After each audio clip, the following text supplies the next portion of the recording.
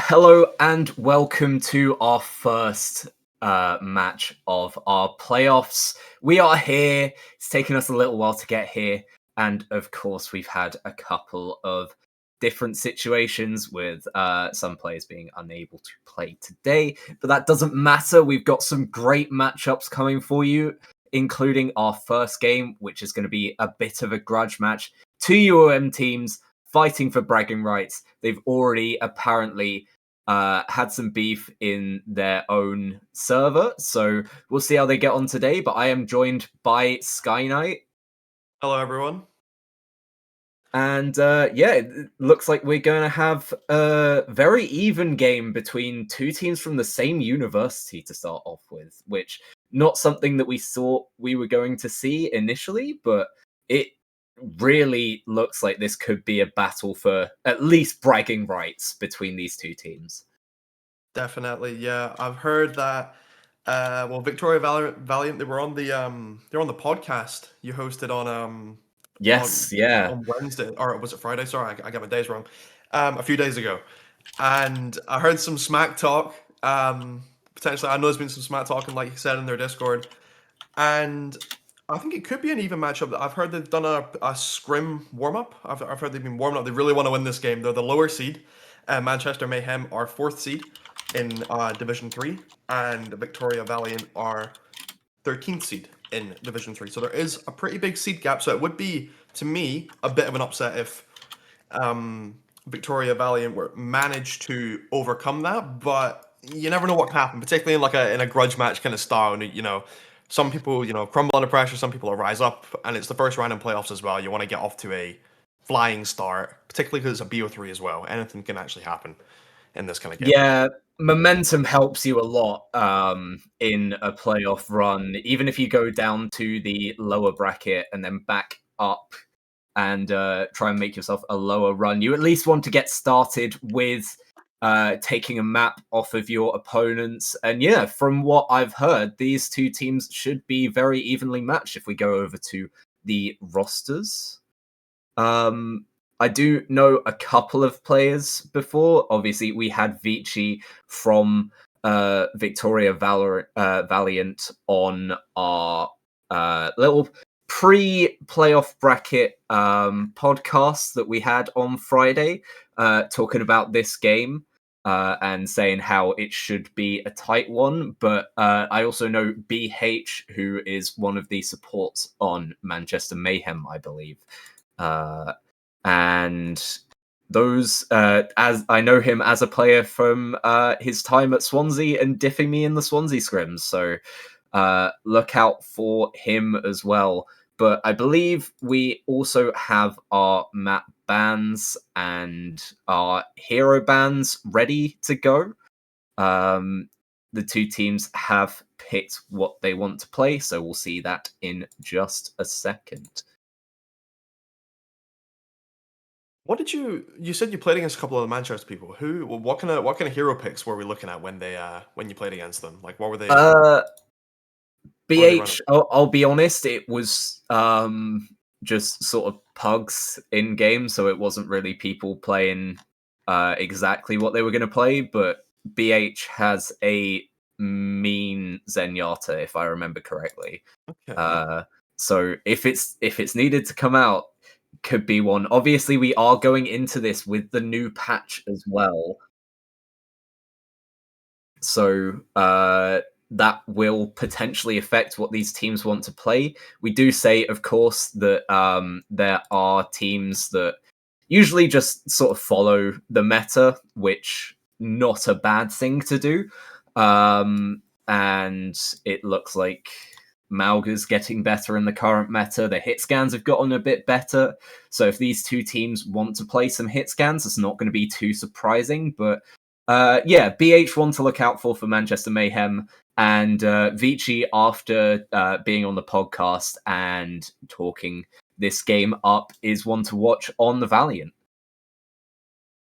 If you're talking if you're on the podcast and you're talking smack and you're playing tank, that's the role you can't get diffed on. I'm not gonna lie. Yeah. That's the role that you cannot, because to me, whenever I'm playing ranked, like a tank diff is the most obvious thing ever. Even in like coordinated team play, I feel like a tank diff, like you can always tell when your tank is just getting rolled.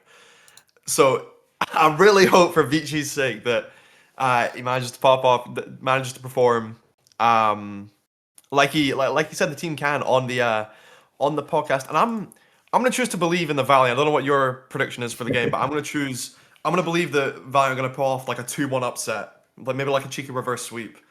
Not much of a reverse sweep because of best of three, but you know what I mean. Going down one map and then coming back, winning the next two. I think I believe in the Valiant. I believe they can do it. I'm going to be putting faith in BH after the time on Swansea together, because I know this guy played very well for us when he was there. But we'll see what these two teams are able to do, especially again with the new patch. And yeah, like you said, Vici, you've got nowhere to hide, especially in 5v5 format. 6v6, you know, you had two tanks, you didn't have to have all of the weight on your shoulders, but now you've got the 5v5. It's a bit different. It's a bit more difficult as a tank player because you are relied upon for every bit of tanking that you can do, as well as going out and trying to get picks. So there's a lot on your shoulders. You can't put that on yourself by talking some stuff on podcast and then go out and drop a stinker. So we'll see what they do. Rialto is going to be our first map, a Lucio and a Venture ban. What are you thinking about that, Sky Knight? I think they're very interesting bans on a map like Rialto, I won't lie. Rialto, it's I think a pretty standard map. I mean, this was a Valiant's map pick. So Yeah. I think that's the lower seed. I think taking a map where maybe you aren't the favorite, or when you're not the favorites, I think taking a map that kind of relies on mechanical skill could kind of play into your favor in a strange way, because you know a lot of teams who are higher seed will maybe have a little bit more team cohesion or team just synergy, if that makes sense. So taking a map where heroes like your Sojourns or your Ash with the buff in particular is amazing on Rialto. So I think it's a good map pick by Valiant. I think I personally would have preferred to see, you know, like a control map, maybe like a Lijiang or something like that. But the ban, I'm not too sure on either of them. Mayhem went for the Lucio ban. I don't hate a Lucio ban. You know, Lucio's always a strong hero, but I feel like a lot of teams don't particularly go for the Lucio. It is Mayhem banning it though, and like you said, BH18, you said he liked to play the Zenyatta, so maybe that's Mayhem saying, you know what, we're just going to try play the poke game, we're going to try play around the Zenyatta, that, although you said that was just Pug, so who knows if you'll run that.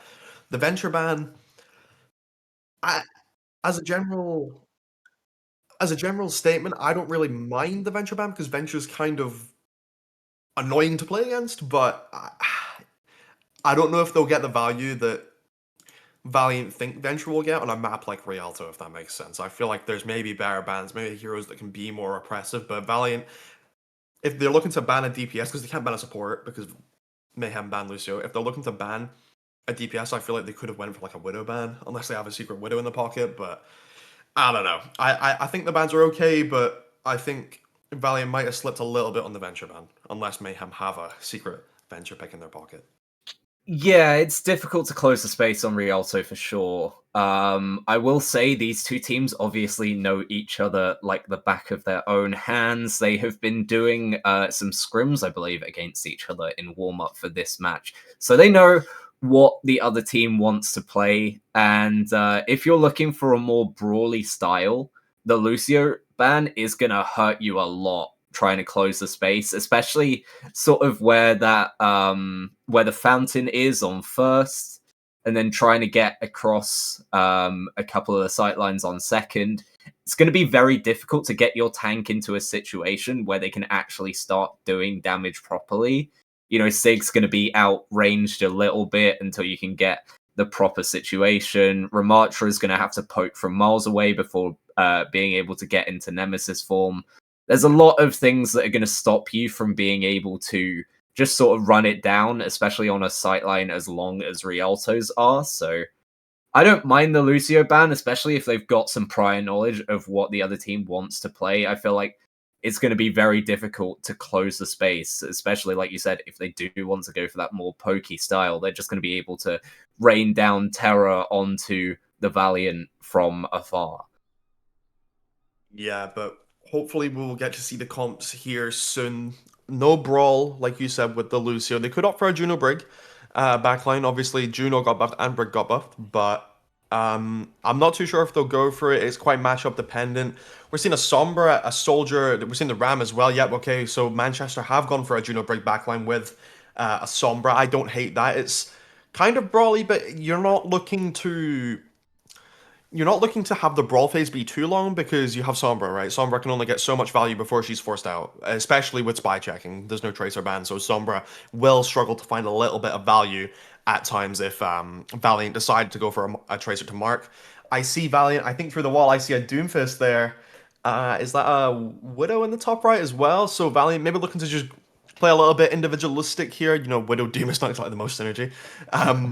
But okay. Oh no, I'm blind apparently. We've got Zarya. Zarya, never hate a Zarya pick. It's pretty strong in the meta right now. But we'll have to see what Valiant can cook up here with this. Okay, onto the Soldier now. But the Alari in particular is a niche pick here. Yeah, we talked about being able to close the space, and these two teams are going to want to play close with the tanks that they're running. It's going to be quite difficult for them to get the amount from a Zarya until you can get to that level. So they're going to want to do that. But for the moment, we're going to have a quick pause while we get some things sorted out, and we will be right back. It wouldn't be one of our streams if everything didn't go completely according to plan. But it doesn't matter. The backline of or the backline change between the two teams. You know, you've got the Juno Brig on one side and the much more damage consistent but less momentum controlling Iari and Kiriko on the other. Going with the two Brawl teams, who do you think's better off in that matchup? I think the easy answer is Manchester because Ram Juno Brig is a very, very easy core to play. But it's maybe the easiest core, aside from maybe Morga Juno Brig. That's maybe even easier. But Ram Juno Brig, very easy core. But I think Valiant's choice of tank to go on the Zarya is actually very, very interesting in this situation, and it's also quite correct in my opinion, because Zarya, you can play Zarya in a few ways, right? You can either play to just be an absolute raid boss and just march everyone down, or you can play a little bit selflessly. You can look to play, I know, for example, Tread does this a lot in Pro. He looks to play quite selflessly, and we could see Valiant's tank try to match that kind of playstyle, but we're going to be leaving the pause. Hopefully, we'll see Remy pop off here. Yeah, it's 1-1 on either side at the moment, as I believe the two teams that we're seeing are switched over. So it is the Valiant who are on the defense and Manchester Mayhem who are on the attack. But a couple of good picks from the Mayhem. Make sure that from the Valiant, sorry, make sure that they aren't able to do too much, but Vici's just having to sort of back away for the moment, recoup the cooldowns before they can go again on the Ramatra. Now they decide to go onto the backline, a big slow, and there you see the selflessness of the Zarya that you can use, and very good job getting the Zarya back up, but making sure not to do too much as Vici. It doesn't matter at the end of the day. Remy has it handled, and it looks like they're going to take first point fairly easily. Yeah, if you can force the Brig of Valiant to look and try help a DPS or your tank, the Juno is going to be under a lot of pressure, and that's amazing news for Poppy. Poppy's just going to be able to pop right in there and just kind of take out the Juno with ease, and that's maybe the disadvantage of a Juno comp. You can't really survive as easily on Juno by yourself compared to someone like Kiriko. Yeah, Poppy does go down for it eventually, but it doesn't matter. You've got the first point, and now you've got Vici on ball, which doesn't synergize quite as well as you'd want it to. You do have the Sombra going in for a quick hit, but Cayman takes it down on the Soldier, and now Vici just has to run away. You don't have the second diving partner to help you out, and in the meantime, the backline's gone down, not able to get away with Crash Map Remy taking full advantage. Yeah, I mean, we see it there when the Brig is actually able to help out the Juno. The backline's quite good. You know, the Tracer's going to be able to be shot out quite easily, especially because all the help she really has is a bubble. But if we look at the ults coming up for Valiant, or sorry, Mayhem, I forget they switched. They've got the Grav, Kitsune coming up in the Captain Sun. They basically have 5 ults, right? So you can expect a pretty confident team fight here for Valiant as Poppy gets the first kill of the fight so far. Yeah, you might not even need it if Poppy's getting kills like that. They've taken a lot of space as well. They've just stuck BH on the cart, and there's the grab stick. Huge play, huge synergy there with the bomb and the grav to bring them in. And yeah, that is just exactly what you want, and that should be second point for you as well. That's a classic Overwatch 1 combo right there, the grab pulse. Like, I remember doing that on my Volskaya Industries. But, yeah, only 2 ults used for the Valiant there. Very economic fight for Mayhem. Oh my goodness, I need to I need to stop saying teams. Economic fight for Mayhem there. 2 ults used only. Meanwhile, Valiant do have a couple ults coming up. They have Ray. They could look for EMP as well. They just need to make sure they don't use all their ults at once. Yeah, the hack onto the Tracer, but Poppy's just about able to get away. It has to recall, but it doesn't matter. Still alive for the moment. The Juno Ray has come in, and it's allowed the Valiant to take some space back away from the Mayhem. They're not doing too much at the moment. They just had to group up, but it's good use to be able to stay back. And now the Kitsune Visor's in, but it only gets one. Cayman taken down. It doesn't matter, though. The rest of the team's so low. And Shadow Ninja goes down to Remy as well. They're now looking to push this payload to the final point. Yeah, Shadow Ninja tried to turn the fight there with the EMP, but it just doesn't find anything. It doesn't find as much as he'd maybe want to, and now it's just going to be all on Vici and Crash Map 104 to actually make a difference here. They do have the Brig to try block with the shield against the Captive Sun, but we'll have to see if Crash Map can pull that off versus BH18 here with the Captive Sun. Yeah, BH is going to be looking for this. It's the last ult of the set, but looks for one. Instead, it's Hunty getting Shadow Ninja in the backline, making sure that the Sombra doesn't get out. Does get traded, though, with the Ram going for the Annihilation. Gets the tank. That's the important one. They do have a Grav coming back online, and Poppy is 79% to the Pulse as well, so maybe we see that next fight. Yeah, Annihilation can just kind of walk down Mayhem's comp right here. You know, Hunty, she can teleport out with a swift step, but what's BH18 meant to do? What's Remy meant to do once you burn the bubbles? And you can do that very easily. You have Sombra to pressure Abel pretty easily. DJ Coggers even can pop it out with the Kunai as well. So lots of pressure for Valiant here. Yeah, Remy's been caught a little bit away from the rest of the team here, and yeah, good punish from Vici, able to take down the tank of Manchester Mayhem. Just a little bit out of sync. It was a good pull to make sure that BH couldn't get up to support the tank. Yeah, I mean, that's kind of the weakness of Alara. You'd have to be pretty close range for the heal beam to actually do anything, despite the boss. Oh, Shadow Ninja are going to be getting picked off early there. Maybe a bit of a risky hack, but the Grav comes out from Remy. The Pulse Bomb as well. Poppy landed it onto Crash Mat. 104. BH gets the kill onto Vici as well. Kitsune rushed by DJ Coggers, but it's not going to do too much as we approach final fight territory, even if they can get a touch for the Valiant hero and Rialto. Yeah, unfortunately, that's just something that you have to accept as a lost fight. You can't really put that Kitsune in. As Shadow Ninja tries to get away again, isn't able to, and now you have the Visor and the Kitsune, so both supports already going down. You are going to be able to stall with Vici, but not for long if the entire team is shooting. Simpad is not able to get back on the Reaper either, and pretty dominant there from the Mayhem to start off that one. A nice little attack there. 147 left on Rialto is a good time bank. Yeah, I mean, Rialto's particularly second point for me personally is like notoriously quite a difficult point to attack, but I think Valiant did a good job of defending on that third point in particular. They kind of got rolled over on first and second. You know, first point they just kind of got like gapped. I won't lie. Second point they were just a complete ult disadvantage. The grab pulse bomb they killed 3 people. I mean, like, oh, what can you do? But I think Valiant. I think they need to be looking for a little comp swap here. I don't think they're going to be able to run this. Yeah, okay. We see Vici going on to the Zarya. Quite happy to see that. I think the Juno Brig, it's a cute idea. It can work with the Ram. It's like a nice core, but when Poppy is doing so much on the Tracer, which he is, it's kind of difficult to really do anything versus the Tracer, so I like the swap to the Curie. The Brig may be a bit redundant, but at the same time, I don't hate it. Brig is fine. Manchester Mayhem's comp, though, I like the Ana Wuyang backline. One of the strongest backlines in the game at the moment right now. I think Ana's very strong. I think Wuyang is obviously, everyone knows he's broken, particularly with the Zarya as well. Again, the Poppy Remy combo, where you just bubble the Tracer, he takes a lot of the value, or it takes a lot of the aggro, gets a lot of charge for your Zarya. I still prefer Manchester's comp, but I think Valiant can put up a bit more of a fight this time on their attack as Simpad gets a star with a pick onto Poppy. Yeah, you are going to be hoping for your Reaper to be able to do most of the work in this comp, and you can see it gets effective immediately. They weren't able to do too much considering they got snowballed, but now you just have to run away if you're Hunty on the Ana, down to about 1 HP, as we can see the bar so low.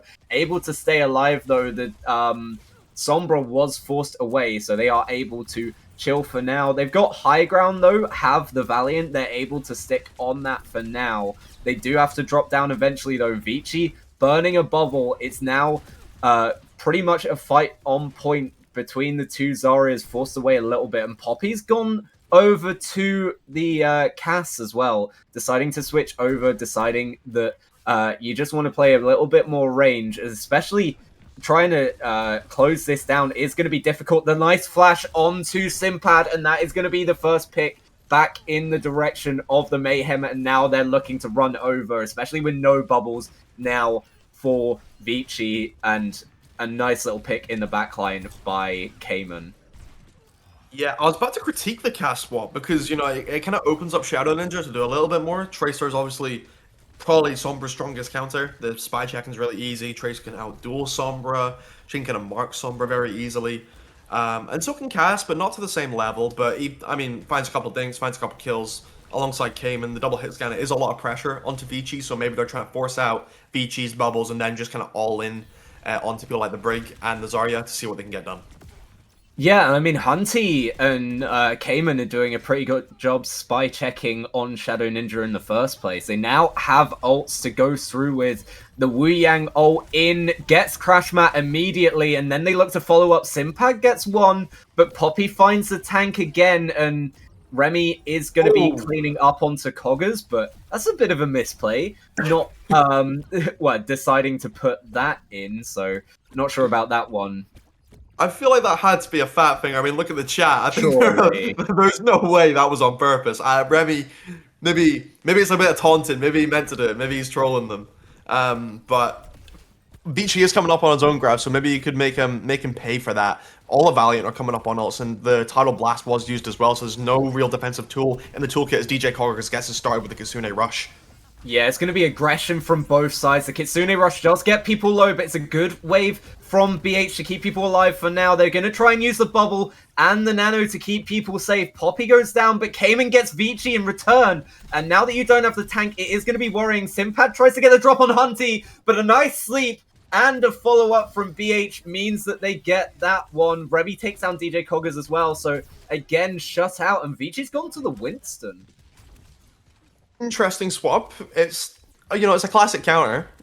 Winston into Zarya, I don't hate it, but in reality, I feel like you might struggle to find too much value. There's a lot of poke, and with the Wuyang, even the Ana can sleep. The Winston forced the cleanse from DJ Coggers and then look for the nade onto someone like Crash Mat, who can just be walked down by Remy. So we'll have to see what this Winston pick does. I don't see it doing too much, but Crash Mat is going to have the Rally, and Simpad is going to have the Blossom as well, maybe looking for a cheeky angle in behind here up the stairs.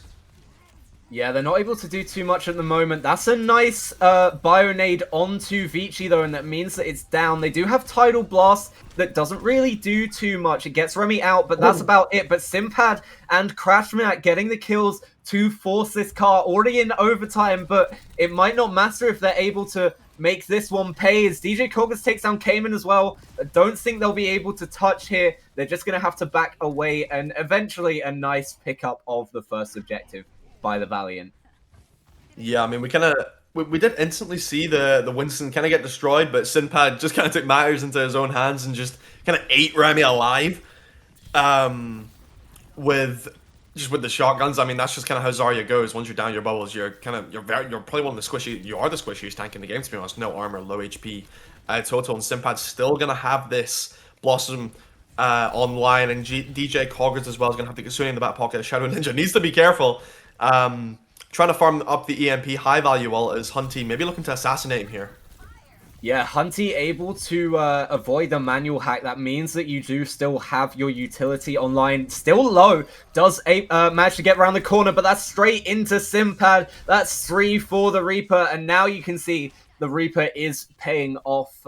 Potentially just Vici on the Winston, not getting the kills for himself, but it does enable your Reaper to play a bit more aggressive, and that allows them to get the kills there. 2-4 seconds, so nice little time bank for third, considering that they were in overtime to start off with. Yeah, they've kind of turned it around on that second point there, and that is kind of the nature of Rialto. Second point can be a full holder, it is kind of a steamroll. A lot of escort maps are quite like that, but Simpad is kind of taking over the lobby right now. He's looking for a TP into the backline, trying to put some pressure alongside his Sombra as Shadow Ninja lands the EMP onto so many people. Bubble onto Cayman, manages to keep him alive for a little bit longer, but Crash Mat's going to shut him down as Simpad still chunking down all of Manchester. MVP right now for Valiant, in my opinion.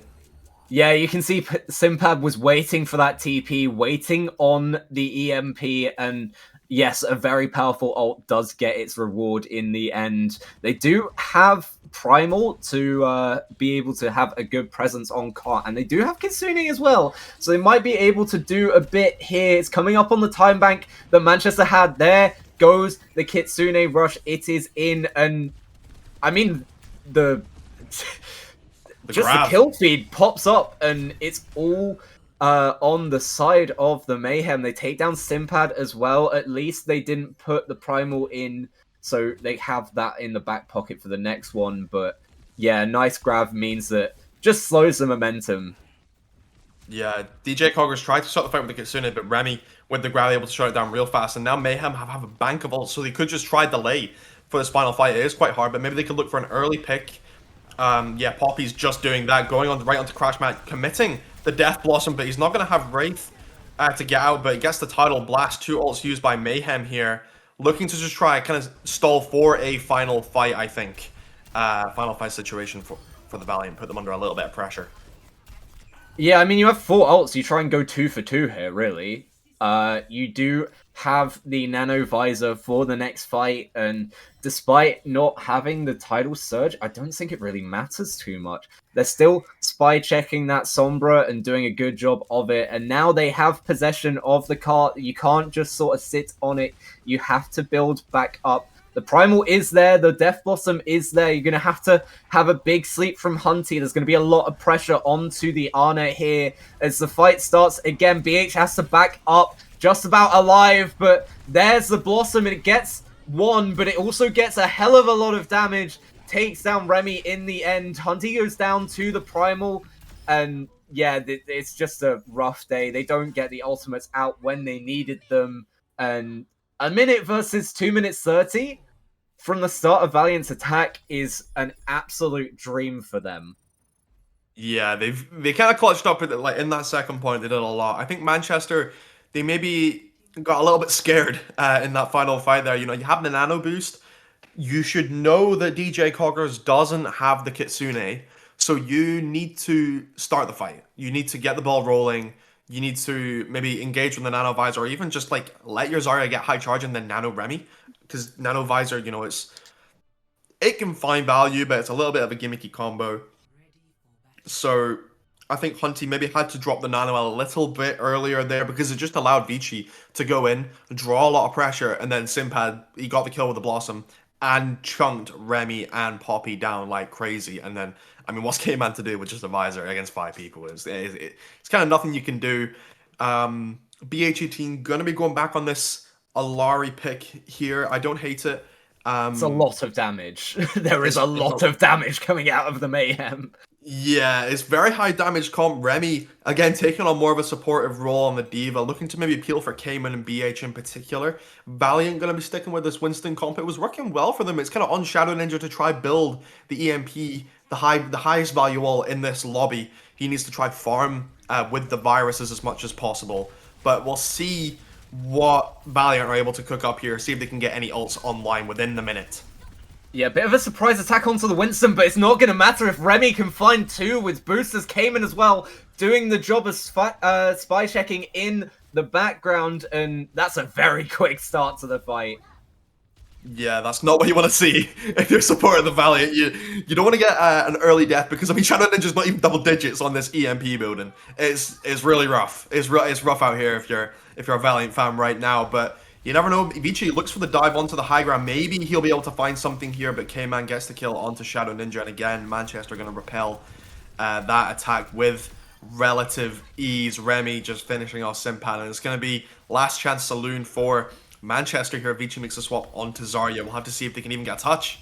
Yeah, I was going to say, I don't think they make it. Poppy gets one onto Shadow Ninja, and then the boosters again shoving Crash Mat into the canal.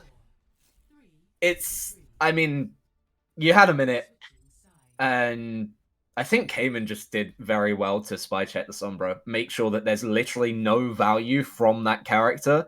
You're then essentially in a 4v4, and Remy does really well, at least in the first fight. I think it was a couple of boops with the boosters, getting them off into the canals of Venice. But yeah, a nice little surprise attack from them as well. They know that the Valiant aren't going to know where they are, so as soon as the Winston goes up to the high ground, he's just met with shotguns to the face. Yeah, I think Valiant, they needed to try like soft engage a little bit more. They kind of committed everything, and Shadow Ninja wasn't able to get set up on the right hand side. I think, like you said, Cayman was doing a good job spy checking, but I think they just kind of had to soft dive a little bit. You know, maybe get a couple cooldowns out, and then look for a hard commit onto the back high ground. Try get on top of that backline, the Kiri Alari backline. You might not get the Kiri, but you'll definitely get the Alari if you manage to get a good dive of Winston Sombra, and with Kiri helping in there as well. So they're going to be making the swap to a more brawly style, but I don't think they know that Manchester have a trick up their sleeve. They have Poppy on the bash and Remy making the swap to the Sig as well. Cayman maybe looking for an early pick too. We'll have to see, because Valiant, they need to get on this cart pronto. Yeah, they know where they are as well. Those Sigma shots doing a lot of damage, but it's, again, Simpad getting the first kill, getting in on the Reaper, and then being able to get away. Vici cleans up Poppy, and Shadow Ninja's able to take down Remy. That's exactly the start you need with 2.5 minutes on the clock. I mean, that TP from Simpad there was, I think it was psychopath behavior. He TP'd into their whole team, but somehow got a kill. Vici came to help bail him out as well, and they got a good bit of ult building as well. Vici almost halfway to this Annihilation, which will come up huge in this kind of fight. Yeah, the thing is, though, they don't have the space to work with, and they don't have the ability to just get back from spawn quickly, so even just a pick in this fight is going to be a lot for them. They are able to stall out. They force Remy back on the Zarya, but already halfway to that grab, which we've seen has been so influential in some of these fights. Now back to full health, trying to engage onto Crash Mat, gets away, and it's Simpad who gets the first onto BH in the background. The Reaper just doing absolutely everything. Doesn't get away from Remy, though. They do lose Hunty in the meantime, so they are going to have to stall back, but at least you've got a first kill to work off of. Yeah, I mean, Simpad kind of gave his life for the team there, as Vici is doing a very, very good job of holding the front line with Shadow Ninja. The swap to the Mei's been huge, and Valiant have a couple ults here they can work with. There's still a minute to go, though, and Remy's so close to this grab. This Blizzard needs to be huge from Shadow Ninja. There's no two ways about it. It needs to go massive. Yeah, you absolutely need it, and you don't have the cryo to get back as well if you do have issues. The Annihilation is there already.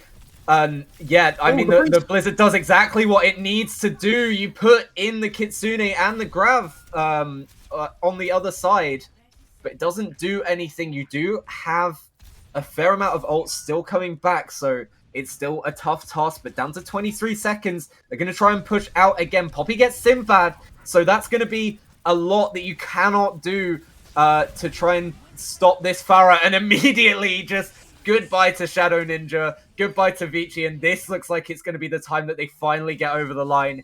Was a little bit laboured, needed the ults to come in the end, but it doesn't really matter. At the end of the day, you have won your first map, and it means a hell of a lot in a best of 3. All this means is my prediction's still live. You know, I still believe. True. I still believe. My prediction's still live. Valiant, I think they put up a Valiant defense on that first point there. I think they did a good job I think maybe they just slightly overcommitted a little bit. In that fight, they popped the Kitsune, the Annihilation, then they went for the Blizzard as well. And it's not like they didn't have to use those ults; they had to win the fight, especially the Blizzard. But Yeah. I think they should have tried to be a bit more aware of the ults that Manchester had coming up, because I get in those situations it can be hard, but at the same time you gotta do it, or else you're gonna lose. That's how it goes. I think maybe DJ Coggers had to be a bit more aware of the fact that Remy was coming up on that grab. Same with Crash Matt. You need to be kind of hiding almost, particularly playing that high ground, trying to let your Ram May hold the fort, because they can do that. It's Ram May. It's maybe one of the most durable front lines in the game. Ram can just hold block the entire time, and in the downtime, May can kind of take a little bit of space, using the cryo freeze, using the wall to try to take a little bit of pressure off Vici on the tank, but. The overinvestment of ults and the picks, the crucial picks, that's what won Mayhem the game in that final fight. It was the picks from came in with the rockets onto DJ Coggers as well. And despite what Shadow Ninja could do with the Blizzard, it was just him left on the cart. He was all alone. He can't really contest all by himself. So commiserations to Valiant. I believe they will get the next map pick as well. Did they get the first ban as well? I believe so, but I could be completely wrong, because I know we have had a couple of switch ups. Thank you to everyone that has given us some feedback on that. Not in this particular bracket, but our first and second division, being able to give us the opportunity to switch to the best of fives, knowing that it's what you guys want. At the end of the day, we want to give these players and you guys at home the best possible package we can have. So it's incredible for us to have some feedback on that and make sure that what we want to do is exactly what you want to do is exactly what we're doing, and that's why we've brought in the best of five in the higher tiers. But for now, it's just a good job. Sort of, they had the stall comp. It's exactly what you really want if you're going to try and stall. That May Ramatra is going to be able to sit there forever, but forever apparently isn't quite 2 minutes and 30 seconds long. And you see how much the snowball on their first attack from the Mayhem really just won them that map, because I mean, with a lesser time bank, they don't get that. Yeah, they managed to build their ults up. That was that was the primary thing, alongside the little picks they were able to get in that big ult fight with the grab, the Kitsu, the Annihilation, the Blizzard were all used. Yeah, the ults they managed to get were particularly the barrage, the nano barrage, specifically, just absolutely nuked Shadow Wizard off the point. Yeah. I would like to see from Valiant here, though. I'd like to see them maybe stick to this this May Ram. I don't think Shadow Wizard necessarily did bad on the Sombra. Like I think he did fine, to be honest. He had good EMP building. Well, not on their initial attack, but I mean sometimes that's just how it goes on Sombra. But Yeah. I'd like to see them run like a bit of a Ram May and look to punish Remy, because on the Zarya, if you can force even just one bubble out, you can look for the wall and just nuke right onto Zarya and run a little high damage comp. Maybe keep Vici on the Ram. Maybe stick Simpub was doing a lot onto... on the Reaper as well. I think that Yeah. comp really works for them. So Yeah. potentially maybe something a bit more close quarters, like an Ilios, like a Lijiang, especially for especially for control center, but you'd be able to run it on the other two.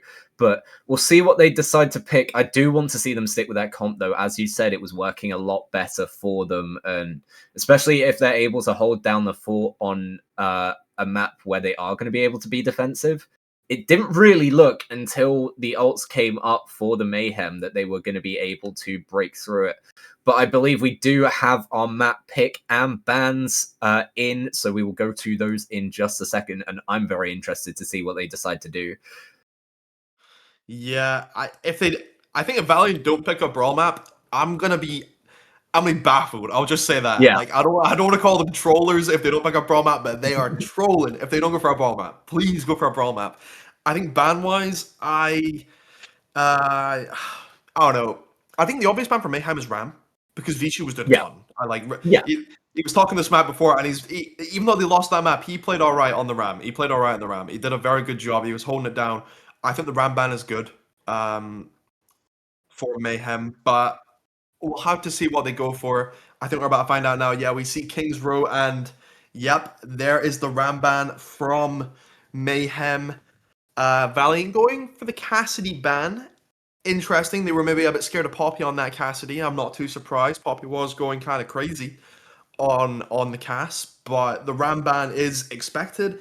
It's smart, and it will pressure Vici into maybe running the Zarya mirror again, which he might not want to do too much. But King's Row, good May map in particular. It's not a good Tracer map, which is maybe partly why Valiant picked it, because again, Poppy I think was one of the stars of the show for Mayhem that game on the Tracer or the Cass or even the Pharah in that final fight. So I think this map and ban combination has kind of forced Poppy, if he wants to find true value, I think they'll have to go to the Pharah, probably. Because Yeah. Cass is gone, Tracer's not great on Kings, funnily enough. Yeah. I would still like to see Valiant run a brawl, but those bans I think they work very well for Mayhem. I think it's turned in their favor greatly so far. Yeah, I'm not sure completely how much the cast does for you. I do think it's not the worst ban in the world.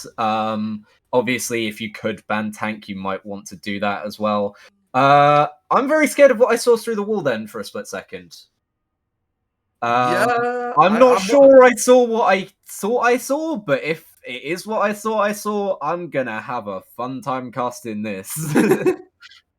The man from um, Samoa could be making an appearance. Yes, and it's not too surprising considering what the bans have been, and with the new meta, you can't just go the Orisa and shut it down with the ability to block those force crits now gone from her toolkit. You are going to see the Sombra back in. I'm not really a fan of that. I think they should be starting on the Mei, the Valiant. I agree. I think the Mei's the better pick, but I think coincidentally they've managed to come up with an insane counter comp to Mayhem. I don't know if That's true. Remy is now off the tank. Made the swap to Widow. Toast is in on the tank role, running the Doomfist, and everyone knows that Sombra is good into Doomfist. The Cass is ideal into Doomfist in my opinion, but Shadow Wizard could come up huge because, like I said, he wasn't actually doing too bad on the Sombra in my opinion. So we'll have to see what Valiant can do. The defense comp, I wish they went more brawly, but I believe in them, especially versus Mayhem's comp. Remy gonna be making the swap to Venture. Oh, I immediately dislike it. I like the Sombra a lot less now, thanks to Poppy on the Tracer. Yep, and Poppy is able to show immediately what you can do against a Sombra, especially out of cooldowns. And yeah, it looks like it's just a stomp immediately. Remy able to take down Huey as well. BH in there on the Lucio, diving in, taking out the opposite number, and taking out Vici as well. And yeah, completely a stomp at that first fight. They just got ran over. There's no other way to there's no polite way to phrase it. There's no bad way to phrase it. It's just how it goes. Doomfist, Venture, Tracer. How are you meant to defend against that? You can. It's all about positioning from Hiwai, and DJ Corey's here. We're going to be subbing in here as well for the Valiant here. The Zarya I think is going to struggle here. Outside of maybe a crucial bubble onto something like Hiwai here. I think it will struggle to find the value, particularly against the Doomfist and the Venture and the Tracer. Simpad as well might struggle, as well as Manchester are already coming up on a ton of ults here. Yeah, it's just going to be hits, combined hits onto multiple players, and just about able to get out is Shadow Ninja, but that is going to run out so long, and Toast just deciding, you know what, you're gone. Remy does go down in the meantime, and Hunty goes down as well, but it's a trade of the two Kirikos. So now you only have Lucio healing for both sides. Simpad just sat a little bit of a mile away, able to get some chip damage onto Toast, but they can't really contest this cart at the moment. They're able to push it forwards, and now they go in again. Toast is hacked, though, just about able to get away, but with no Hunty back for the moment, Vici is able to take the tank down, and now you just sort of have to back up, and potentially there's going to be some archway control here for the Valiant, and that's really what you want with this comp. Yeah, definitely. You want to deny the amount of space that Toast in particular has to work with, because he's already done so much on this Doomfist so far. Vici does have the grab, could look for it here as Sinpad has made the swap to Tracer. A bit more of a divey comp with the Zarya, maybe just Zarya as in a supporting role, or Vici could look to swap after this grab. But Mayhem, they do have 5 ults online pretty much. It's all on BH18 to try get this beat online for the grab. Yeah, you've got a very effective range Tracer duel there, but it's Remy going in with the Venture ult there, finds a Surd as well off the back of it. BH cleans up Vici, and yeah, one for one on ultimates. It doesn't matter, you win out the fight. A very good job from Remy. It's quite economic for Mayhem as well. You know, if you look at Valiant's ults, of course they do have EMP, which is the highest value ult, but Grav is up there. Grav is massive into Mayhem, and it didn't even get the beat out. They traded for Venture ult, which is kind of like, I mean, who cares? You know, Venture ult's strong, but whatever. BH18 going to be going in with the beat as well. Starting off this fight for Manchester quite strong.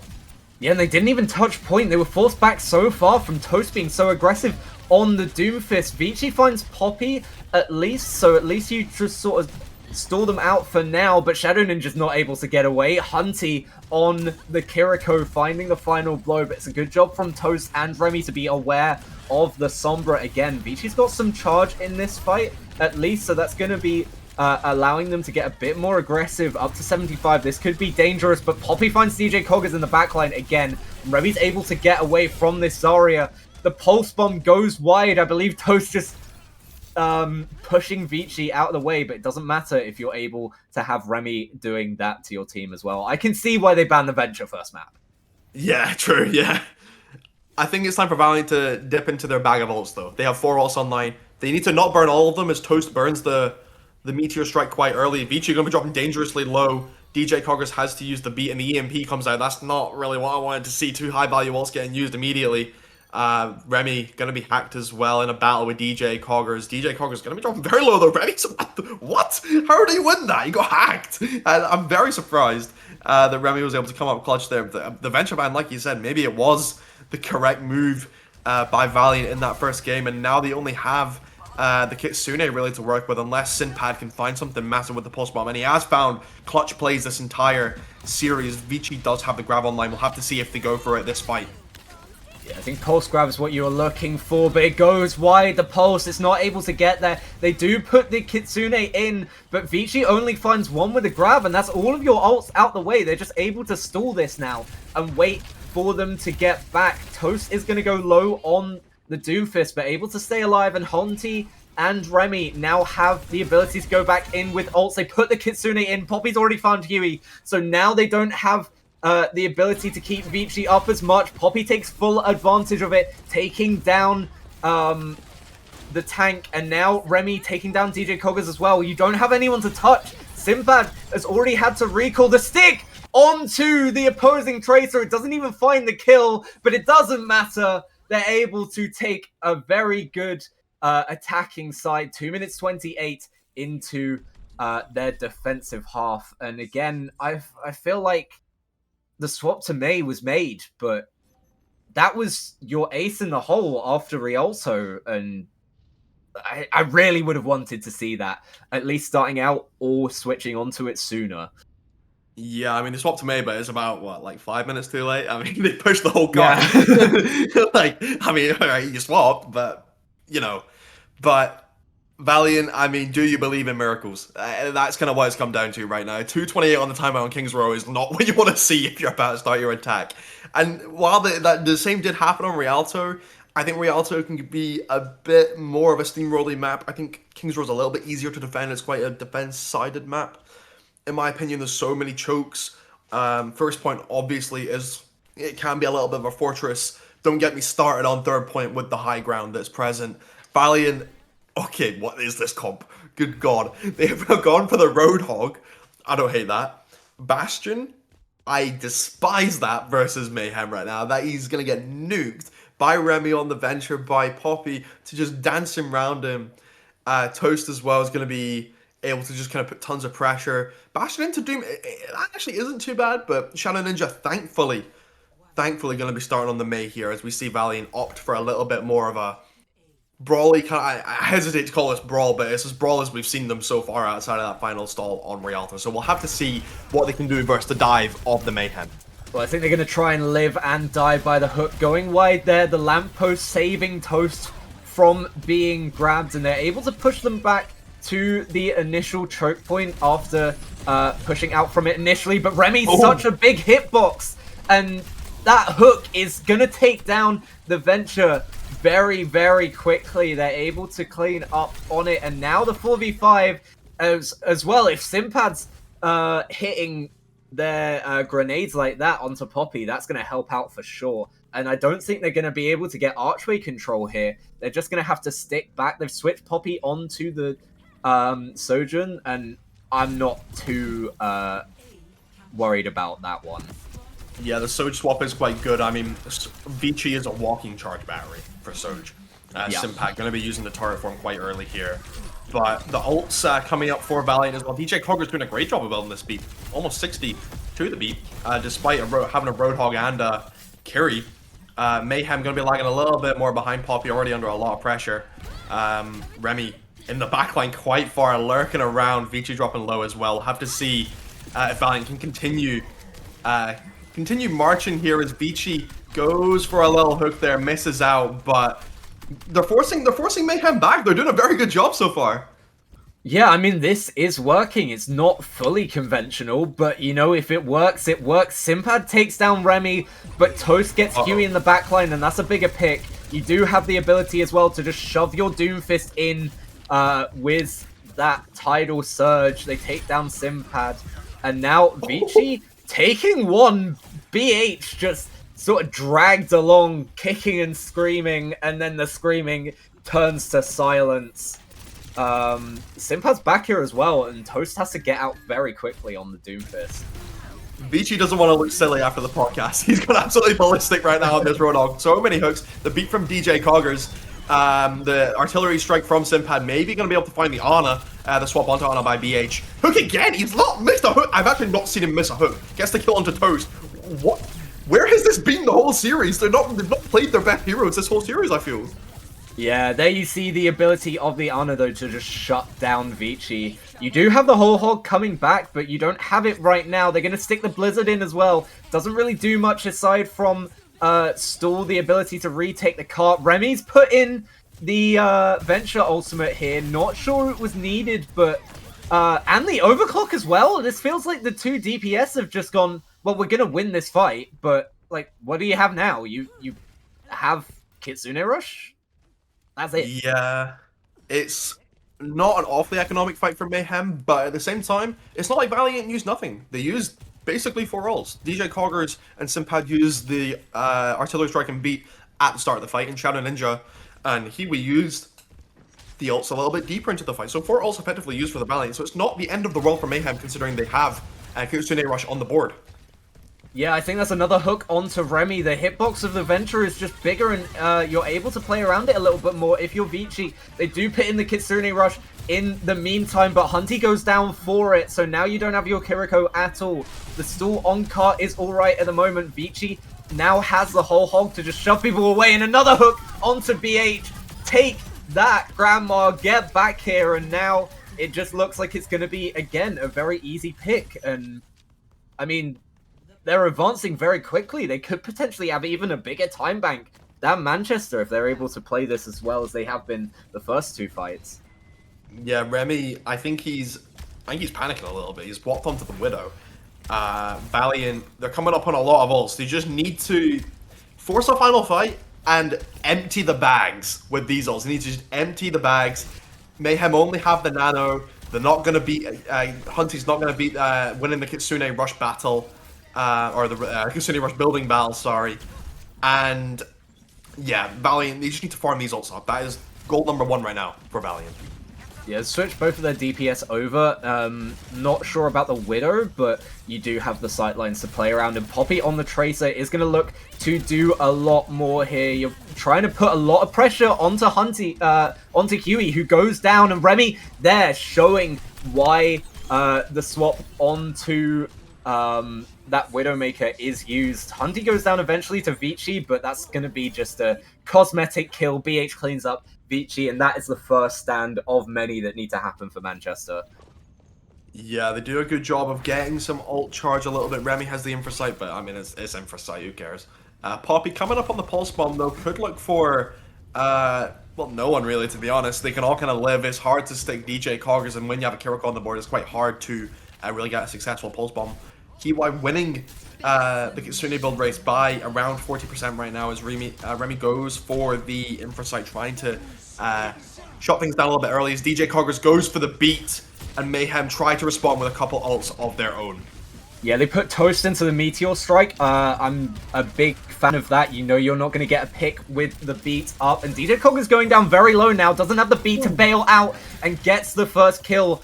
Does Toast. They put Blizzard in as well. Simpad and Shadow Ninja finding the backline. Toast gets Huey in return, so no supports in this fight at all. Poppy's going to look for the stick onto Shadow Ninja straight out of the cryo, and then Toast takes down Vici. The second hold is there, and now they know at least they're going to have an advantage in terms of their time bank.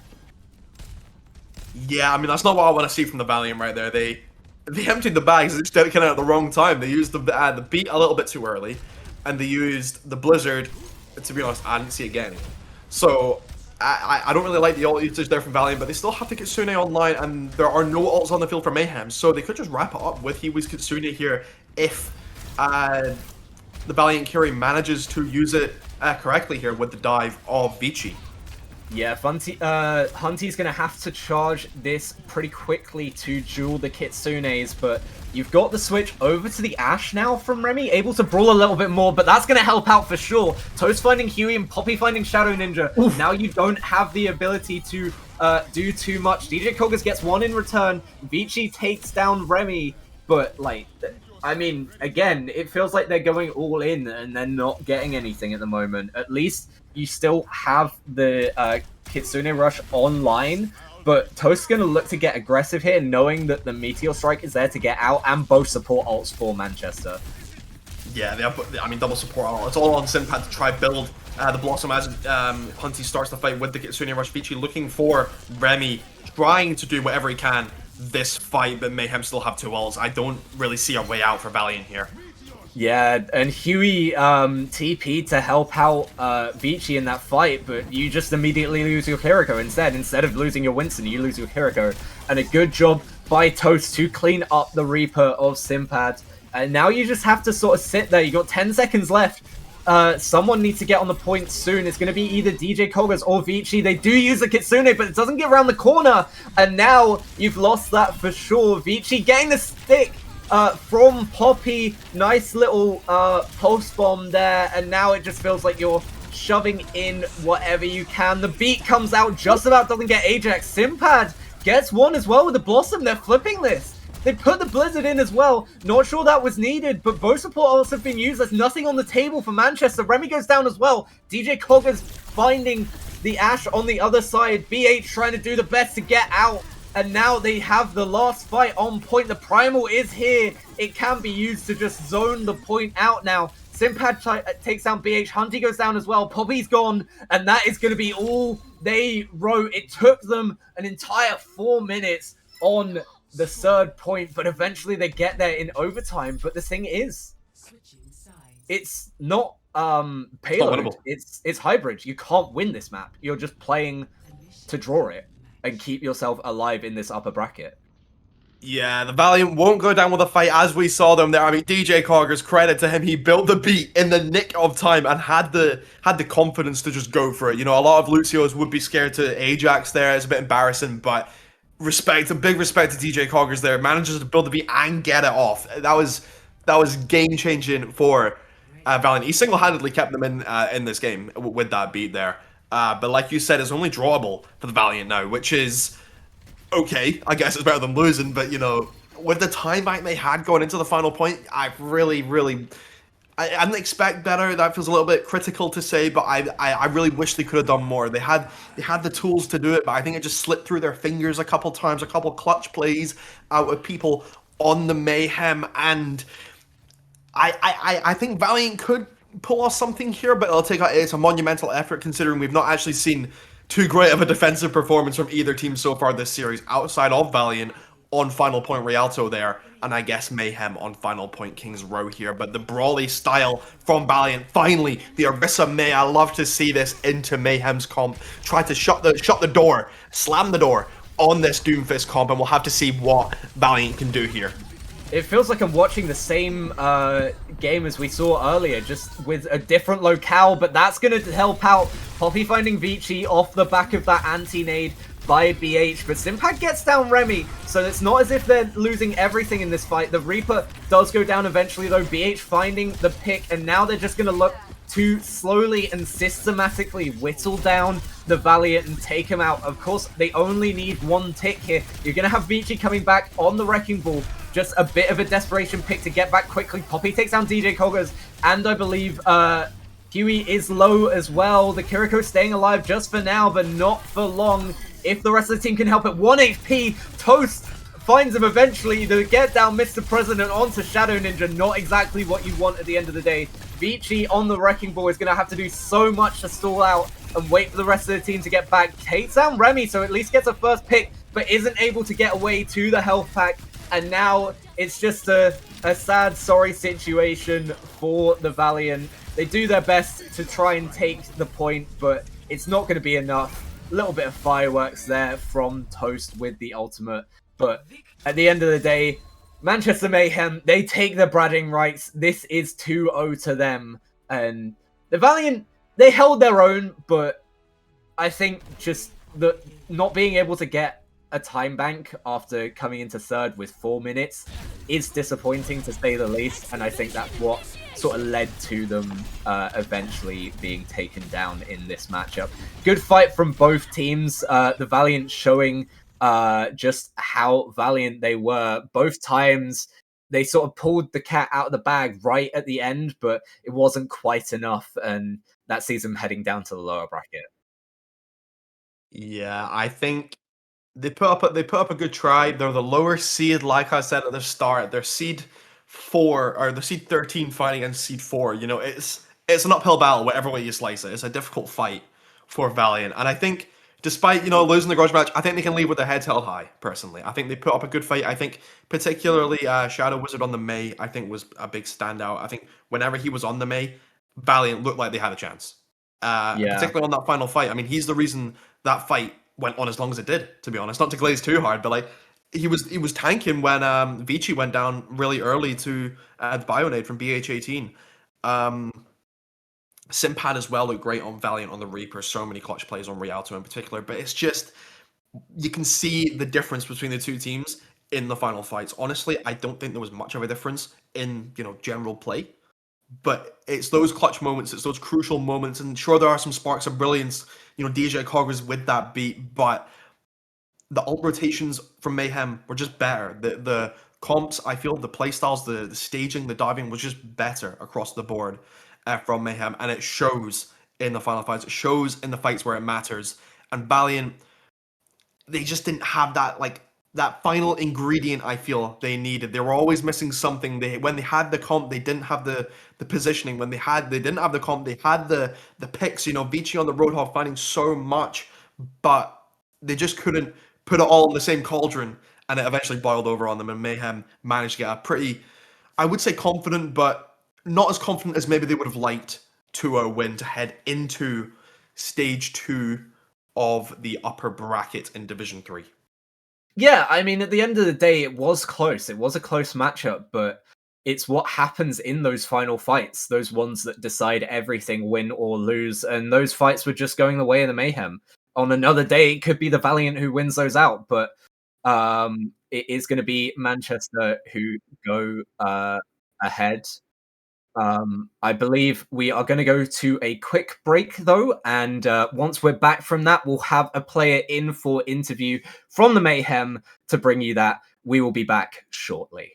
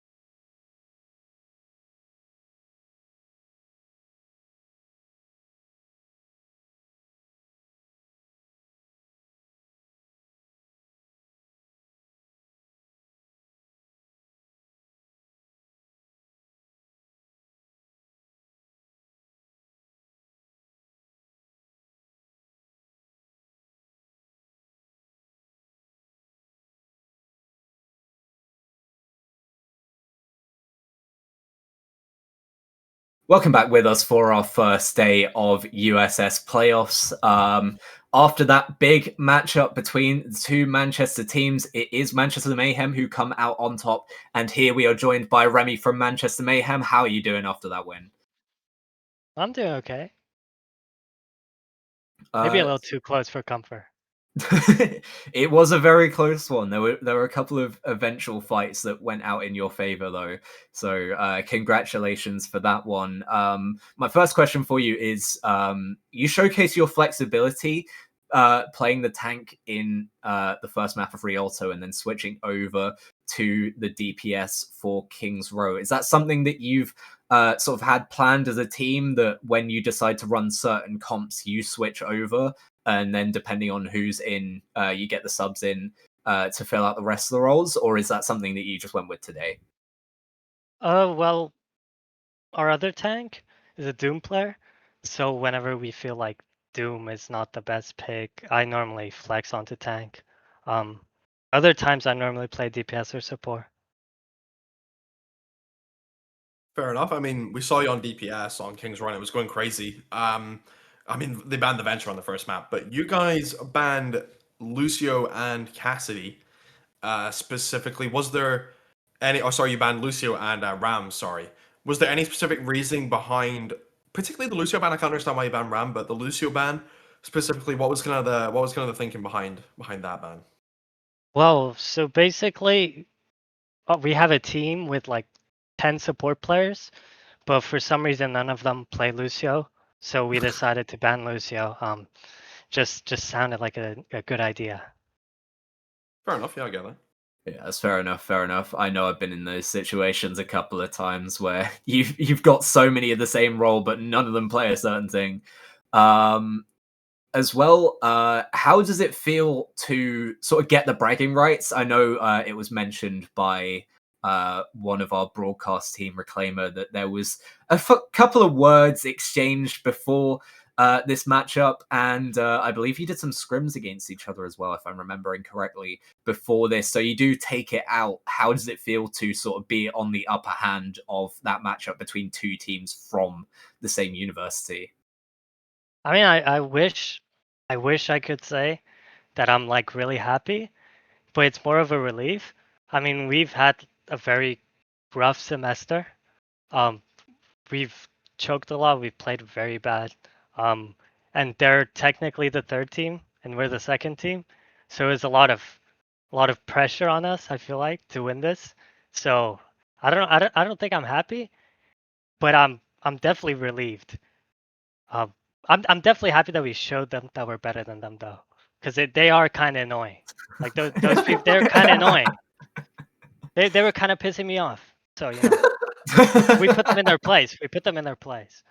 I mean, yeah, Vici was talking the smack on the podcast, so it's got at least felt a little bit good to win that game. But looking ahead to the future games in Div 3, so you're seed 4 in Div 3, so you're quite high up. You're probably in a lot of people's eyes one of the favorites to make it to the semis, make it to the finals potentially. How deep do you think you can go? Considering your next match will be a big test. It's what's the exact name? Ziggy loves Cole from Lego Ninjago. Seed Yep. 5, to be specific. How do you think that'll go, and how deep do you think you can go in the tournament as a whole, based on how you feel? I think we can do okay. I think our team definitely has a mental problem.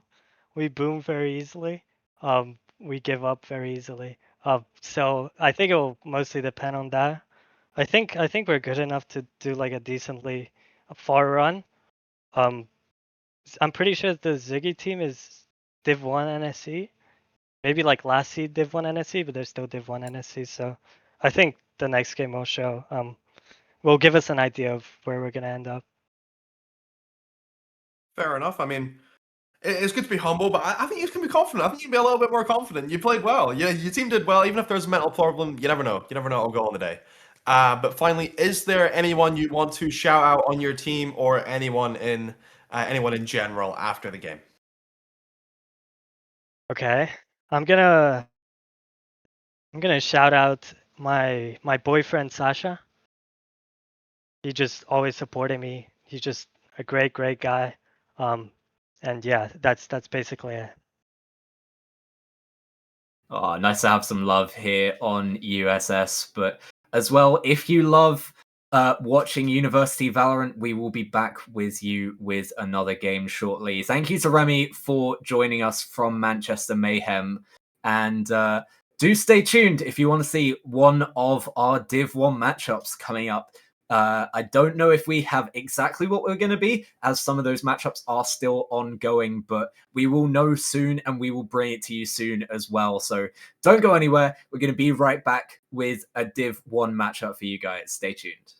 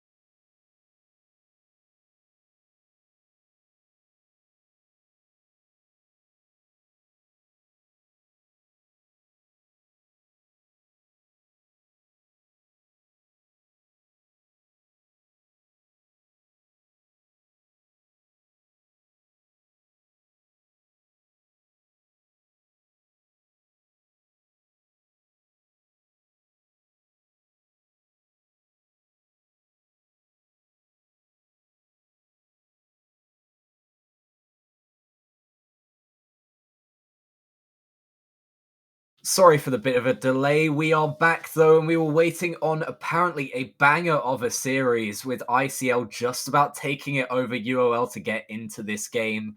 We've got Winston is hiding in a skip versus Isaac's Dementia Ward, potentially the battle of the two best names in our tournament. Yeah, not only are they some of the best names, but they're also some of the best teams. Isaac's Dimension War, they're going to be seed 4, although that might be a bit of a lie, They considering they had did. one week where they didn't play. Yeah, they're And seed 4 and they missed a week. That says it and they all, right?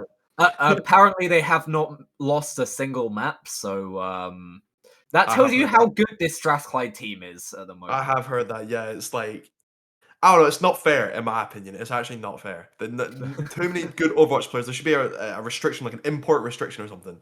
Can we add That's that to why like? they've got Spectrion on the team Oh right, okay, yeah, fair to try and bring them down. enough. But But they're going against Winston is hiding in a skip, or more eloquently, Imperial College London. And they're also a very top team. They're seed 5. I don't think they've missed a week. But still seed 5 in Div 1. It's absolutely nothing to scoff at. They got a couple of very good players, a lot of well-known players in this game as a whole. So I'm very excited to see what both teams bring to the table. We know that Strathclyde like their ball comps. They like to play off Umbre, their tank. And for good reason. His Wrecking Ball and his Sigma are both top tier. We saw it way back in the show match versus Oxford. Even though they did lose that best of 7, Umbre was popping off on the Sigma. I remember on Watchpoint Gibraltar, he went to it and was going crazy. So, of course, they do have Cheeseburger playing the Torb, but we'll have to see what they really go for. We see the rosters. Spectron's going to be on DPS right now, but um, he has told us that he likes to swap with Envy sometimes. Sometimes Spectron takes the support role if he can go to the Lucio, and particularly if a hit scan role is open, Envy will take that DPS slot. But we'll have to see what both teams can kind of get up to here. Strathclyde, a little bit of a weirder team, I think is fair to say. It's not disrespectful to say that. I think they play a couple of weirder comps, but a lot of seasoned players in this game, a lot of experience, and more importantly, a lot of talent in this game as yeah, well. they don't play the meta, but you don't have to when you're winning games as well as they are. They just make their comps work, and I mean, fair enough. But on ICL, you've got some mainstays of the university scene as well. Wontom on the DPS this year, of course, known for Winston Gaming, but not on that this time around. Carl as well, who we've seen on both support and DPS in the past for ICL. So that should be a formidable DPS pairing to go up against Spectron and Cheeseburger. Power as well, in his own right, is a very good tank. Obviously, spoke to Power in the run up to this in our pre-bracket show on Friday, if anybody missed that. We spoke to Power in that. So we went over this game a little bit. We said how difficult it would be, but also let's not forget they've just come off the back of a 5-map series. That game went all the way and potentially could have even gone to a map 6 from what I've heard. So we're glad that it didn't, so that we can bring it to you at a decent time. But yeah, we've got the map ban and the hero bans as well. So we're going to be heading to Lijiang Tower. The Kiri is banned for both sides, as well as the Ramatra. What do you think of these bans? So it's gonna be Strathers picking Lijiang. I don't hate it. We saw them pick it against Oxford in the show match, and I remember critiquing the pick a little bit, saying it's not too brawly. But I think their ban supplements it quite well. The brawly part of Lijiang is particularly control center. I think is the point, the inside point. Yeah, The one that TXCXX is on, that one. But you do have Lijiang Garden, which is quite divey. You do have Lijiang Night Market, which is kind of both. The sim is maybe needed on Night Market to enable it, enable the dive a little bit more. But I think it's a fine map pick for Strathers. I don't hate it. I again think there are better maps. I think the Ilios is just perfect for them. Maybe they just don't like that map. I think they know Ilios is good for them, but they might just not like it for some reason. I don't know why, but I think the Wei Zhang is okay. I think it is decent for ICL as well. They're banning the Kiriko, so they're trying to ban out Tartan Boss. Tartan Boss is the flex support for Strathclyde, so he'll have to try demonstrate a little bit of his flexibility and see what he can do with the Ram ban. I do quite like the Ram ban from Strathclyde. We're going to be starting off on Control Center though. Not exactly maybe the start you want to see if you're Strathclyde. Maybe you want to get out off to the races on Garden, but Strathclyde, I think they could look to maybe go for like a sig comp here and try rotate around the point rather than taking the brawl straight on in server room. But we'll have to see. At Strathclyde, they're a bit unpredictable. I think I see an Orisa in one of the spawn doors there. That is likely to be ICL. I assume that's ICL. We also do know, and especially with the Ram ban, this could be coming, that when they're a little bit silly, a little bit goofy, Strassers decide to go to a Rhine comp. But here we go. Our game in Div 1 for today is underway, and you can already see some damage coming through. Cheeseburger on the Junkrat instead of the known for Torbjorn, but Geo goes down low, just about able to get away. Eloy going down low as well, but it's one Tom who goes down first on the maid. Cheeseburger finding the mine, finding the kill. Geo going into Umbre's swing as well, and yeah, they are being a little bit silly, goofy guys. Envy's gone over to the DPS as well. As silly, goofy as a comment this might be from Strathclyde, I think it's quite good. Junkrat is unironically good on this point, particularly if you're good at Junkrat, and Cheeseburger is. He's a specialist in these maybe a bit off-meta heroes. Envy on the Bastion. Again, Bastion I think is quite decent right now. Urbmu on the Reinhardt as well. I like Strathclyde's comp here. I think it's good on this point particularly. Yeah, I mean, if there's anything that's annoying to play into, it's probably a speciality of Cheeseburger, but the supports have gone down in the meantime. Carl on the known Reaper has taken them out, and Cheeseburger to follow as well, takes down Umbre, and Spectron's the only one left, trying to get away on the Lucio, and it's not going to happen. Eli chasing down on the Moira, so a good flip from ICL. Yeah, ICL, they are able to play a little bit quicker than Strathclyde. I feel Strathclyde have a very cyclical comp. Once Envy goes for that turret form, he can't really do much, can't really do too much else, but goes for the artillery strike. Cheeseburger lands the kill onto Geode as Strathclyde tried to close the gap in this fight. Yeah, they take down Cheeseburger in return, but Power's just gonna have to sit here for the moment and get healed up. In the meantime, Umbre has taken down 2 in the backline, and there goes the mech. Spectron helping out on point, and it's not even going to be a hold of the flip. Envy getting the final kill. Yeah, and look at the ults up for Strathclyde right now. An advantage of their composite. Their ults build quite fast. Shara builds incredibly fast. Tyre, well, it can build quite slowly if you land nothing, but, Cheeseburger's landing, Envy securing 2 kills there. Oh my goodness, wait, Envy in the turret mode. She's going beast mode right now. Gets 3 kills onto ICL. There are no ults even needed as Envy and Spectrion approach their ultimates. One Tom going to be making the change to Ventures. Cheeseburger looks for the early tire, but the ults are coming up for ICL as well. They have the Coalescence, which could be used to start the fight, or Geo could farm the beat and try beat engage. Yeah, the tire's still there. It didn't find anything in the end, but it was sent off. They are going to have Envy's ult for the next fight. She has built that. And here comes the Shatter potentially, especially with the Coalescence. It doesn't find the Coalescence though. They're not built out of it. Geo puts in the beat, so it's a trade of beats from both sides. Power's gone for the bomb, but it doesn't really find too much. Trying to get back into the mech, but taken out by Umbre. And now it's still a bit of a scrap. They put in Carl's Blossom. It gets 1, but Spectrum's able to recover, and ICL have managed to take the point, so at least it's not flipping more, but they have to get back quickly here. So on 96%, the flip is there for Stratas, and now you really have to get onto point. One Tom is there on the Venture, has gotten back quickly. Power going down low, not quite out mech yet, but there it goes, and there is the first point of Control Center for Strathclyde, showing why they've been so dominant in our winter split so far.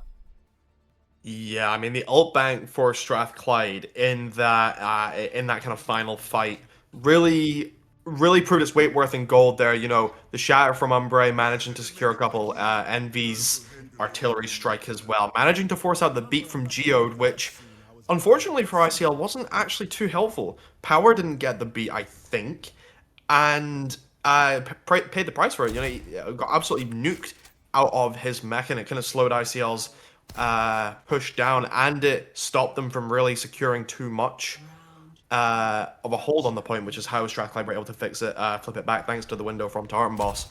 But Strathclyde, they're going to be going onto the sim right now. Cheeseburger, again, it's another wacky hero, I suppose, but he does like his Symmetra. Meanwhile, Eloy going to be making a swap to Baptiste as Strathclyde close the gap. Yeah, it's not surprising to see the switch to the Baptiste, and you can play around the Symmetra a lot on this point, but it's Envy who goes down first. She's caught a bit away from the team, not being able to rotate, and Wonton on the Genji coming up big in this fight. Spectron's down as well, and now they try and push the objective. Cheeseburger not able to get back to the TP, and now Carl putting some pressure onto Umbre and Tartan, making sure that they can't get out too easily. It's a good first take for ICL. They're now just looking to gate this little bit of a just a difficult way to get out. They are going to look to go around to the other side, just looking to play around the team. And now the TP comes out onto point. Cheeseburger going for that one, and it means that they get the flip immediately. And now Wonton just having to be careful, uses a deflect already, so they're not going to have that for the next engage. Looking to be annoying in the backline though, gets the dash onto Cheeseburger. Doesn't quite get back onto the point though. Doesn't find the wall to be able to climb back up, and Spectron gets the boot kill. Umbre finding Eloy as well, who built that window very quickly. It's not going to matter too much though if you go down. And the Spectron? I mean, this guy's scared of some lower thirds. You cannot get mech killed there. Cheeseburger is going to be the last one on point. They do get the cleanup eventually for ICL, and again, a good fight for them eventually, but they do get 36% on the other side. Credit to Power in that fight in particular. Managing to sustain for so long, thanks to help from the window from Eloy. But now Strathclyde gonna have a ton of ults as Envy starts us off with the visor, but there's Geode gonna have the beat in response if he wants to use it. Yeah, but Cole's already gone down. You wonder whether it's worth using something into this fight. They are gonna use it, and now the window is in. They're gonna apply some pressure onto the backline, but it's not gonna matter. Power deciding not to use the D-Mech here, just deciding to die quickly, and Wonton needs to die quickly as well in this fight. Getting staggered a bit too much there. Look at the ults though. That is such an economic fight for ICL. A beat, maybe the beat wasn't worth it, but it baited out the sim wall, it baited out the shatter. Tarn Boss dropped the window, and Envy didn't find too much with the visor. All they have is Spectron's beat right now versus Wonton's blade, which Spectron will have to use defensively unless, or Wonton will kind of just wreak havoc. And Power does have the bomb for a remake. Cheeseburger, although wow, I mean Wonton can't blade if he's dead. But Carl does have the Blossom as well. Eloy coming up on the ults. Are coming up on the window, sorry. So I think ICL know they have the advantage right now. They just can't let Strathclyde get too much percentage, because this kind of comp can bunker on the point. Even when they're losing, they can still win. Yeah, they need to get going quickly, as it's now 80%, and they need to use these ults really effectively here. Carl's going to try and fade in, potentially going for the ultimate there, but Wonton's already used the blade, and it doesn't find anything with Spectrion's beat. Instead, it's Envy that gets the kill back onto Wonton, and now Umbre trying to get back towards the point. Cheeseburger gets the kill with the turret. It's all going wrong for ICL here on Lijiang Night Market. Even with the ult bank that they had, Carl wasn't even able to get off the bottom, and at the end of the day, they're not able to see it through. Strassers are able to win out that fight, and I mean, a couple of misplays in there for me, but they had the ability to show that they can play well against this Strassers team, especially if they're going to try and run something quickly. Yeah, I think ICL, I think they play fine. A little bit of a misplay in the final fight. I think Wonton does well to get the beat out of Spectron there. I mean, that's always going to happen. The Lucio is going to beat the Blade. That's going to happen. So what Wonton should do there, instead of trying to commit to kill Envy, and that's already a scary 1v1, right? Envy on an aim character, it's a scary 1v1. I've played it before. It's scary, but even if you're in like an enclosed area, it's difficult. And I think Waltom should have just played his life, accepted the ult trade, which was good for ICL, and then they should have just went in, maybe with the window a little bit more comfortably and kited the beat. Maybe left Wonton out to dry a little bit, but he's Genji, he can sustain by himself, and then ICL can go back in with their own ults instead of trying to force the issue when Wonton didn't find anything with the blade. Yeah, especially if you've got several people looking for that blade, looking to get the kill onto the Genji who can't get the kills at that point from the beat. You have the ability, though, to just put the window into the backline there, especially if you're turning around, you're trying to help the rest of the team. Then you've got the squishy characters that are a bit more exposed for the window. The alt economy not quite being used as effectively as they would have wanted, but they've got some things to work on. It wasn't exactly just a stomp. I mean, it was a 2-0, but there were some fight wins by ICL, so they can build off of some things here. And they won't have the Ramatra banned for the rest of the time, so if they do, Strassers continue to play that Reinhardt comp, they are going to have something to counter it a little bit better. Obviously, power on the D.Va was doing well to try and combat Umbre, but I will say the star of the show in that that first map was Envy for me, for sure. Yeah, definitely. The Bastion on Control Center, I mean, is unironically a good pick, like with the comp that Strathclyde are playing. But the night market pick on the Soldier, I initially thought I don't think I mentioned it, but I initially thought that's a little bit weird. It's not a terrible Soldier point. You know, it's not quite New Queen Street. It's not quite Busan Sanctuary, but it's okay. You know, it's quite a wide map. You can take a couple angles. You can get a couple nice flanks, which is what she was doing. But I think ICL, when you're playing against Reinhardt, you need to kind of make a decision, right? You need to kind of decide on the way you're going to play. Are you going to play front to back and try punish the Reinhardt? So maybe you can run something to kind of counter the Rhine maybe a little bit. Maybe you can go for the Mei to try slow things down. A tank Or of your blow maybe up the you can- shield in some point. Yeah, some kind of method to go against the Rhine, or you just try full go on to the backline. You know, you ban the Kiri, you've taken Tartan Boss's best hero away from him. He's on the BAP.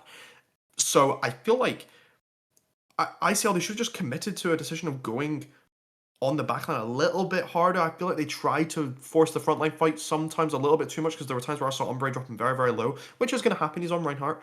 But I think ICL, maybe they just got a little bit too rage baited by the Reinhardt, I think, sometimes. And I think that's what Strathclyde are quite good at. They're good at baiting. They're good at getting you to chase people that are not actually that important. When realistically, what was important there was the backline. You got to get on the Lucio. You got to get on the Baptiste. Or you're never going to you're never going to win if you never take advantage of kind of the weakness of the comp, which is the immobility of someone like Baptiste, because you've banned the Curie, so you got to take advantage of it. I mean, we see on the scoreboard, Boss, he only had 2 deaths. He had the least deaths in the lobby. That shouldn't be happening. That should not be happening. When you have a D.Va, when you're playing like a D.Va comp, you're playing double flex as well. You're playing Genji Reaper. The Baptiste should not only have 2 deaths, to me personally. I think you gotta be playing a lot more aggressive. You gotta be playing a little bit quicker, and that's easier said than done. But if you try force the frontline duel against the Reinhardt and don't have the comp for it, and don't have the,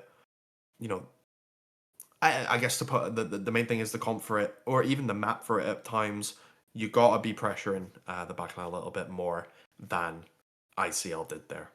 Yeah, and you can see that. I mean, the second fight on Control Center, which was the first fight that they won, they started that off by just sending Carl into the backline and getting 2 kills on the Reaper.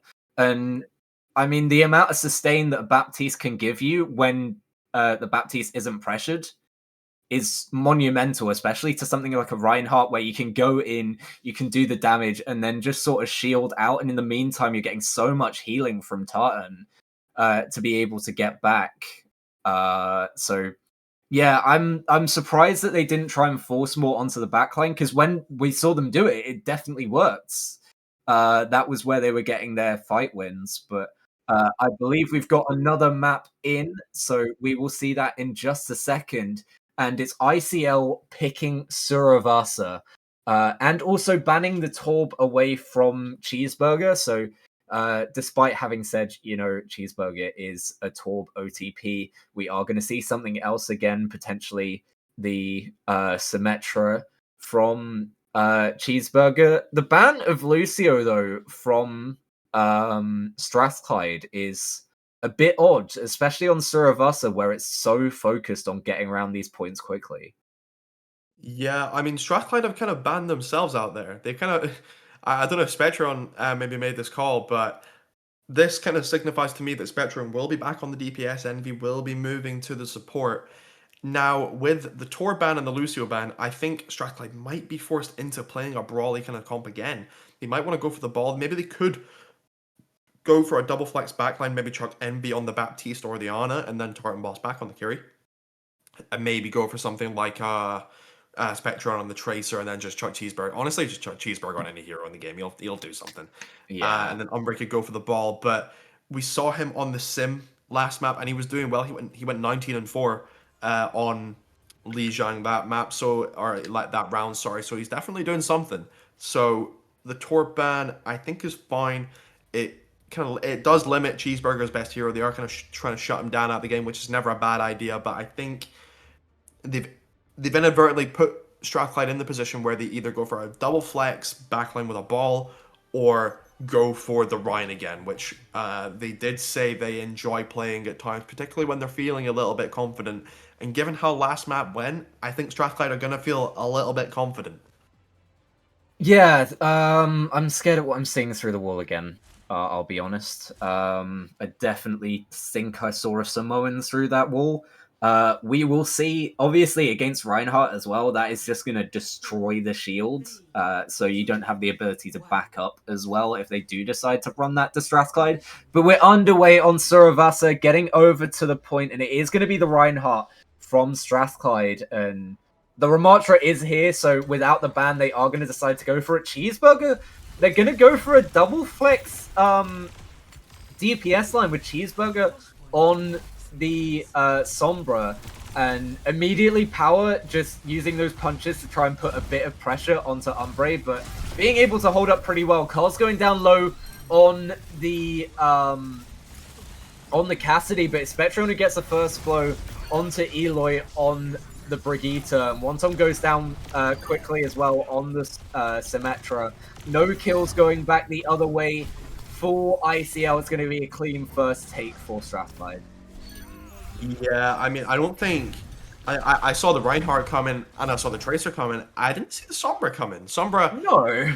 It's interesting, and I think it is good into their comp. I was about to say, ICL need to swap this Juno Brig, and they do still go Kiri Wu Yang. I like that so much more. Probably the most survivable backline in the game at the moment.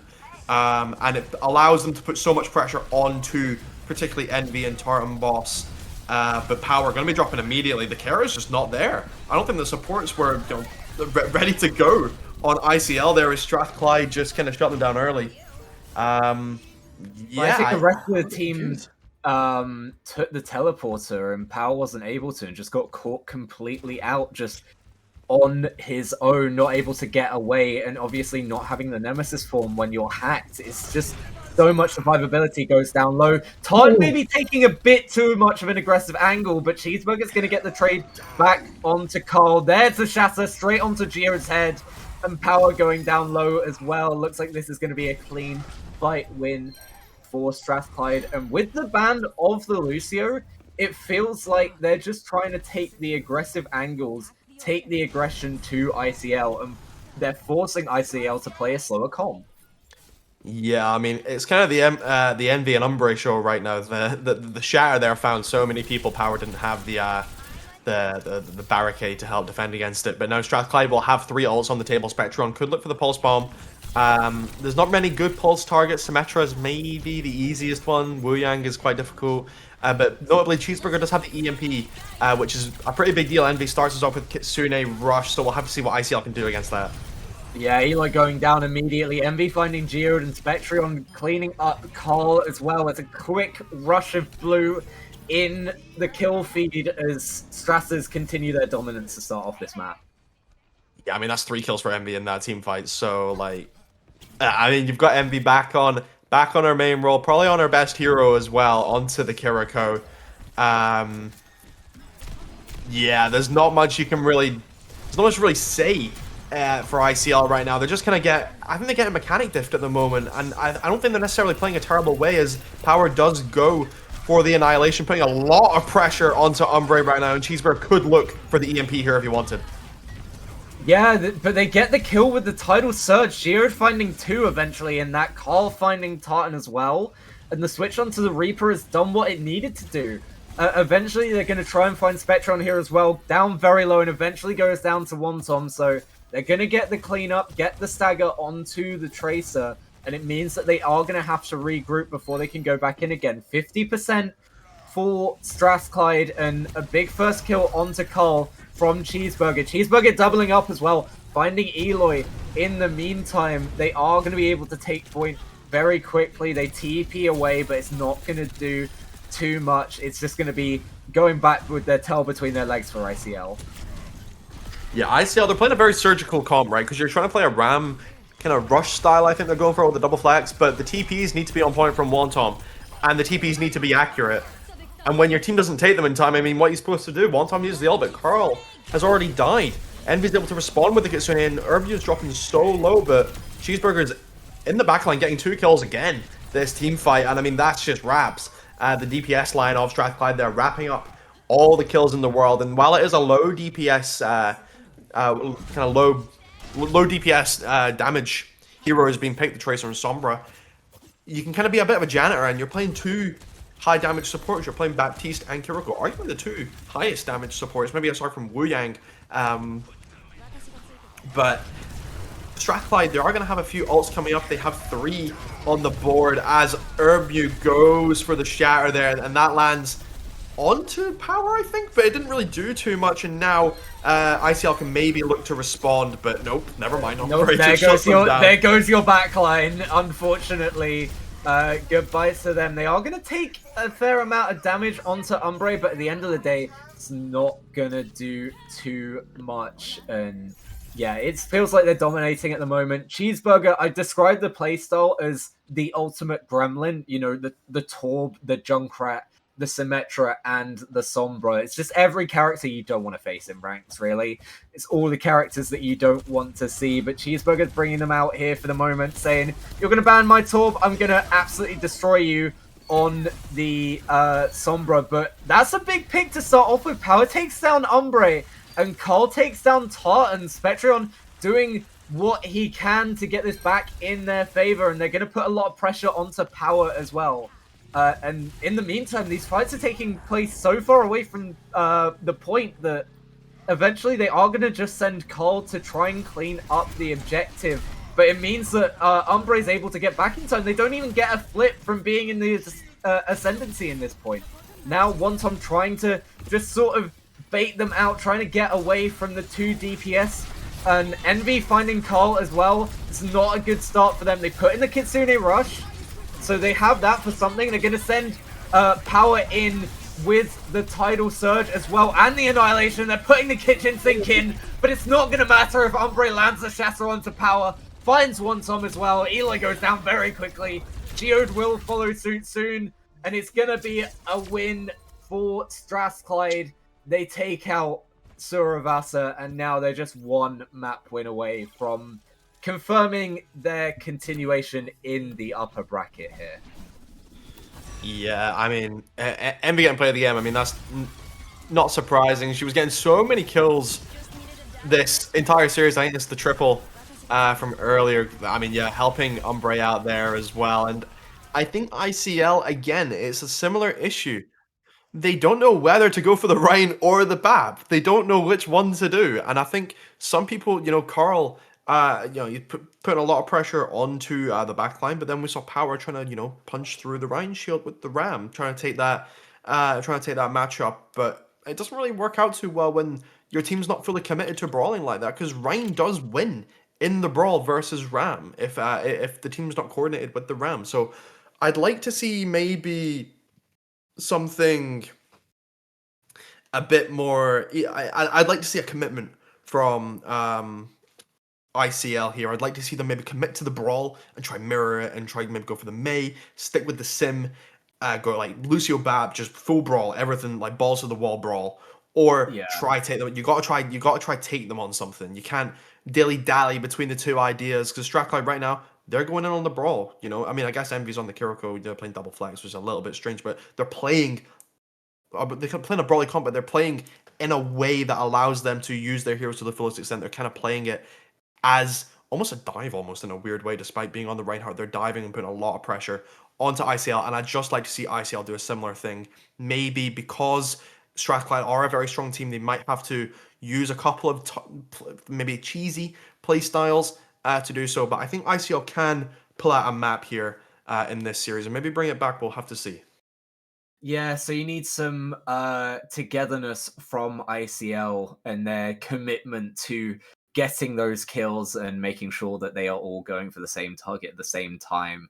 But for now, we are going to commit to a 3-minute break and leave you on a cliffhanger in this match. Will it be ICL taking a map back away from Strathclyde, or will it be a clean 3-0 continuing their streak of not having lost a map yet for Strathers? We will see in just a moment. We will be right back.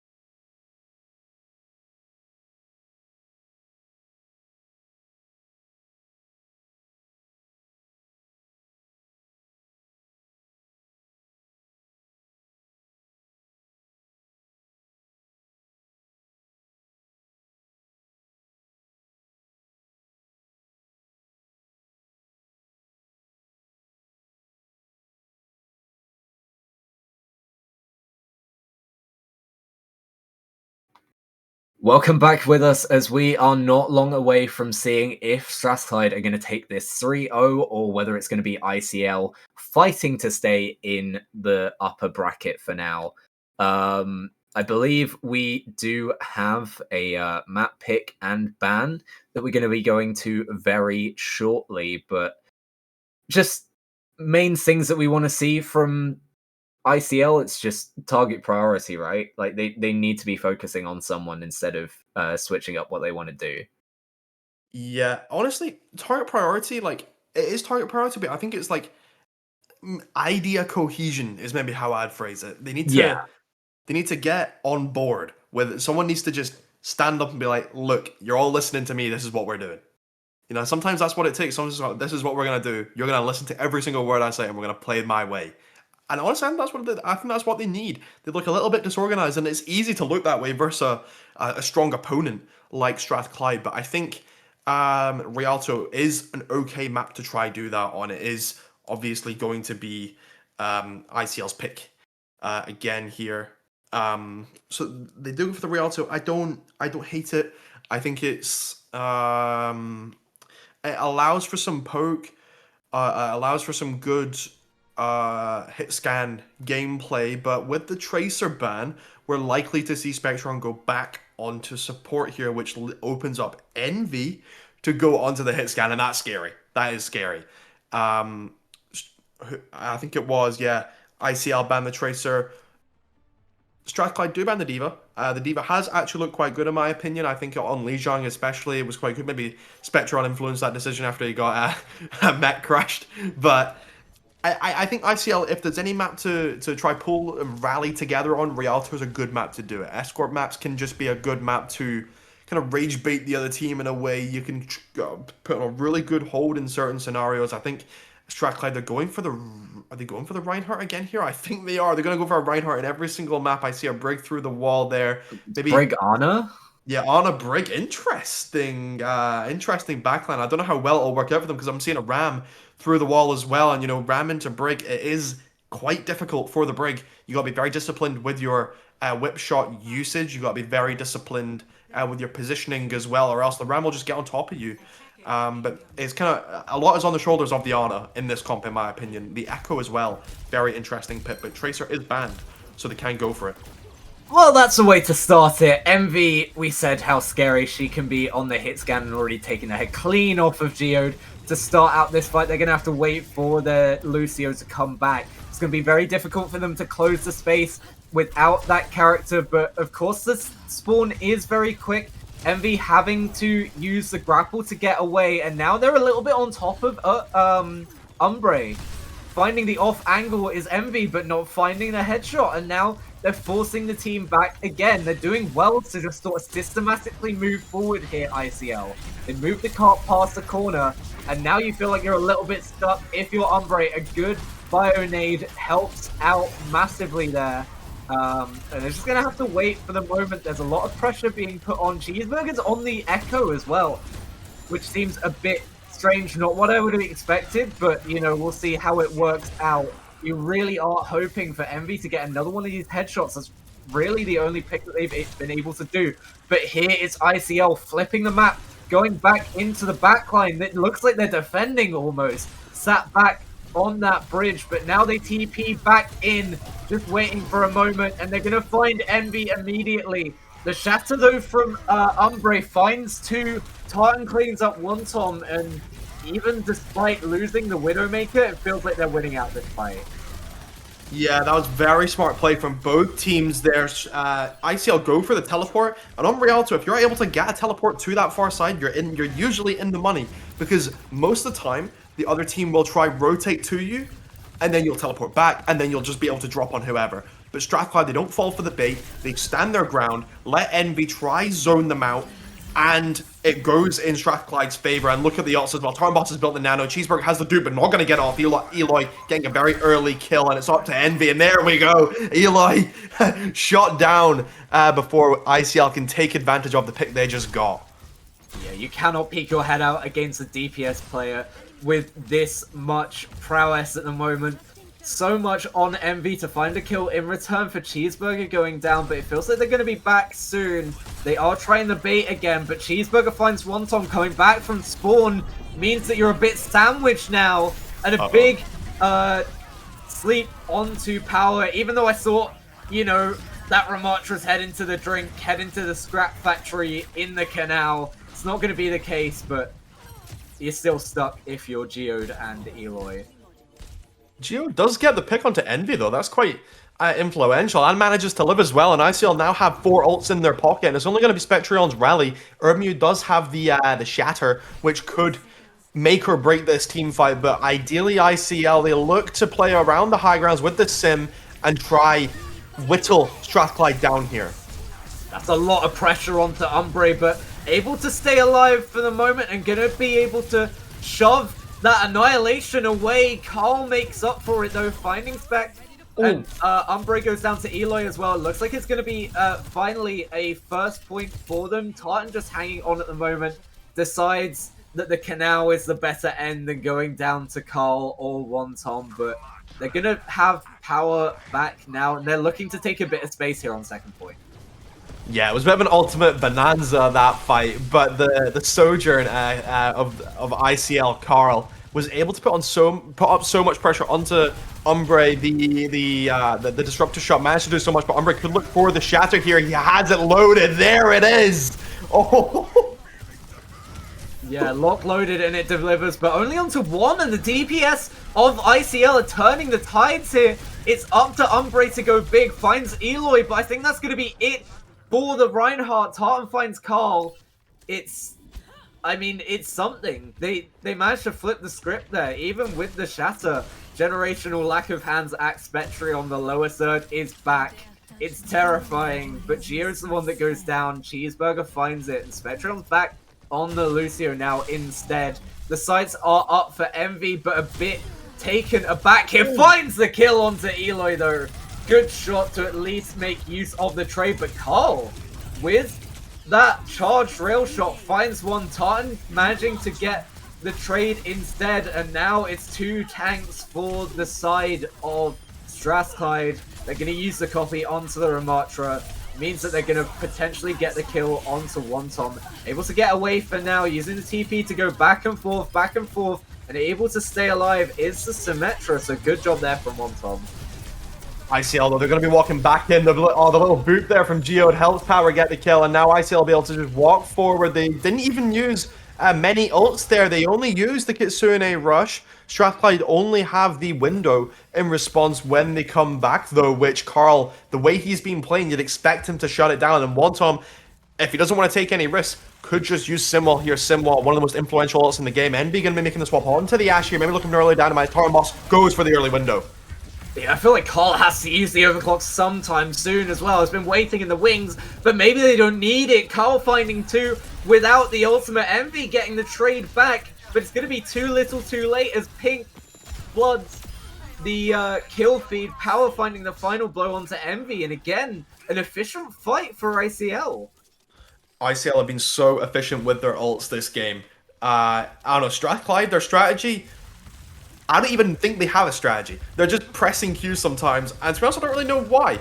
They know that they have 2 ults, so I don't even commit the window here. Imagine you have window now, but I guess it doesn't really matter because Umbre has the shower, but Geode responds with the beat here, Avalanche. Yeah, and now just having to back up is Umbre, using the BAP utility, but still going down low, just about able to get out is the Reinhardt for now. But Power's chasing down with the Annihilation. Instead, it's the beat from Spectron. Keeps the team alive. Means that Umbre is able to last, but not for long. Going down eventually to Eloy, of all people. It wasn't the Nemesis form of Power. Cheeseburger now on the favored Torbjorn. Finds one, but doesn't get away. Wonton making sure that the Torbjorn doesn't manage to get out. Spectron going down so low. Able to stay alive for now, but not for long. The Nemesis form of Power taking them down, but they've managed to last until Umbre can come back, and now it's a minute on point that getting the kills back their way. It's just going to have to be a reset for ICL and go again. Yeah, I mean, Cheeseburger, the hero of that fight to me. He got the influential pick onto Eloy. I think Geode, we saw him go in when Power landed that massive Ravenous Vortex onto the backline of Strathclyde, and he kind of left his character a bit high and dry, but I don't think the team actually knew that Cheeseburger was just behind them, and that's kind of what Cheeseburger does. He's a stealthy guy. Sometimes he'll just pull up, particularly on his favorite Torbjorn, but now Strathclyde, they're going to have a couple ults. Tartan Boss has built the window again. He's doing a very good job of building this window, and Envy has built the Bob, but ICL, they're pretty close on the sim wall as Envy gets us started here, but the boop, oh, that boop was maybe a bit troll from Geode there. Yeah, Carl takes down the bot pretty quickly, but it allows Envy to get 2 in that fight. And now they're having to use Kitsune Rush at their what's practically their spawn. I don't think they're going to be able to touch here. Carl's doing a lot, has the overclock, but it doesn't matter if you can't get to the point. And, I mean, to top it all off, Cheeseburger's going to go for the ult, a little bit of fireworks in the end. But it turns out Cheeseburger doesn't need the invisibility cloak of a Sombra to be invisible to the other team somehow.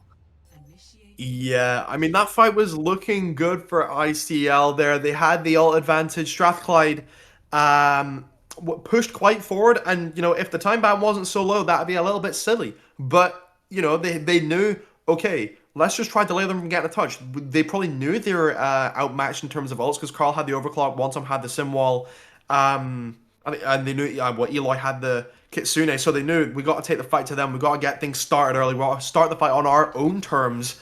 So very good ult tracking there from Strathclyde to know what they have to do. And I think that's kind of the crux of Strathclyde, even though it doesn't sometimes look like they have a plan, even sometimes if they do all overinvest, when it comes down to the big moments, something just clicks for them. Everything goes right for them in those moments. And ICL, they put up a very, very good attack here, though. Credit to Carl on this attack. And he's sticking with the Sojourn here, which I actually quite like this combo. I think ICL have kind of found their rhythm with this combo. It's a good balance between harassing the backline but also pressuring Umbre on the tank, and Carl has been matching up to Envy on this Widowmaker, so we'll have to see if he can continue to try shut her down this series. Yeah, it's an early charge in from Umbre, looking to take the high ground on the Reinhardt, but just a little bit taken back at the moment. The Death Ball from ICL hiding up there. They then take the TP, going to try and get onto the backline, and that's exactly what they do. They get Wantom, but Spectrum gets one, and then Cheeseburger finds the kill with the turret. Spectrum going huge, actually, in this fight. Finds 3 of Umbre taking down Power at the end of the fight, but that's big from Spectrum to start out this one. Possible bad message from Tartan Boss. I don't think he liked that teleport strat from ICL, and I didn't really like it either. They teleported right into the open. They tried to teleport onto Strathclyde, but it didn't really work out too well for them, but they are getting the early pressure onto Umbre here, whereas Strathclyde need to be careful before this fight starts. Yeah, maybe overextending a little bit, but it doesn't result in a kill. It just means that the shield is going to be a little bit battered for this next fight. Power, already having used the Nemesis form, now doesn't have it in the back pocket in case of emergency. They're gonna try and play around this, but Cheeseburger finds the first onto Eloy again.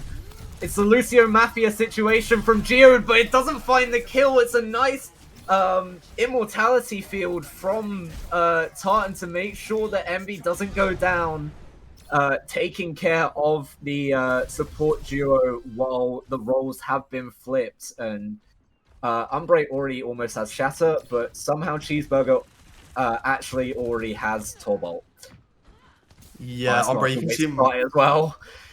You can see him waiting in the wings here. Maybe looking for a cheeky shatter, but Envy, yeah, like you said, getting a start with the pick onto Carl, and ICL are going to have nothing in response, so I feel like Strathclyde, if they use their ults correctly, layer them correctly, maybe don't dump all of them at once, they could definitely steamroll this point here. Envy, wow, oh my goodness, going to start again with the pick onto Wantom, but Carl getting the response onto Tartan Boss here. Yeah, there was a lot of space that was taken. It's a good boop, actually, from Geode, making sure that the Shatter doesn't land. Power takes on Spectrum as well. Cheeseburger finds a return, but it's taken down by Eloy. It's now just a mess here. Envy, though, finding the headshots when it was needed most. The Widowmaker making some key decisions there. They're going to have to stick back, but now the sights are up, and they have the ability to push back into this. It's a 3v3 for the moment while they're waiting for the rest of the team to be back. Umbre should be back soon. They do have Cheeseburger and Spectrons, and Tartan Boss as well. They have the window to go through. It's going to be Cheeseburger pushing the aggression, but instead it's the window from the other side. Eloy tries it, but taken down by Envy.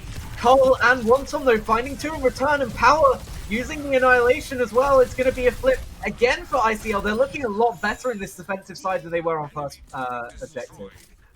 Spectron, I'm worried you might be in the lower third again, because I don't think Avalanche heard it, but I definitely did. Your teammates did as well. That is an Ajax right there. That is not what you want to see at all.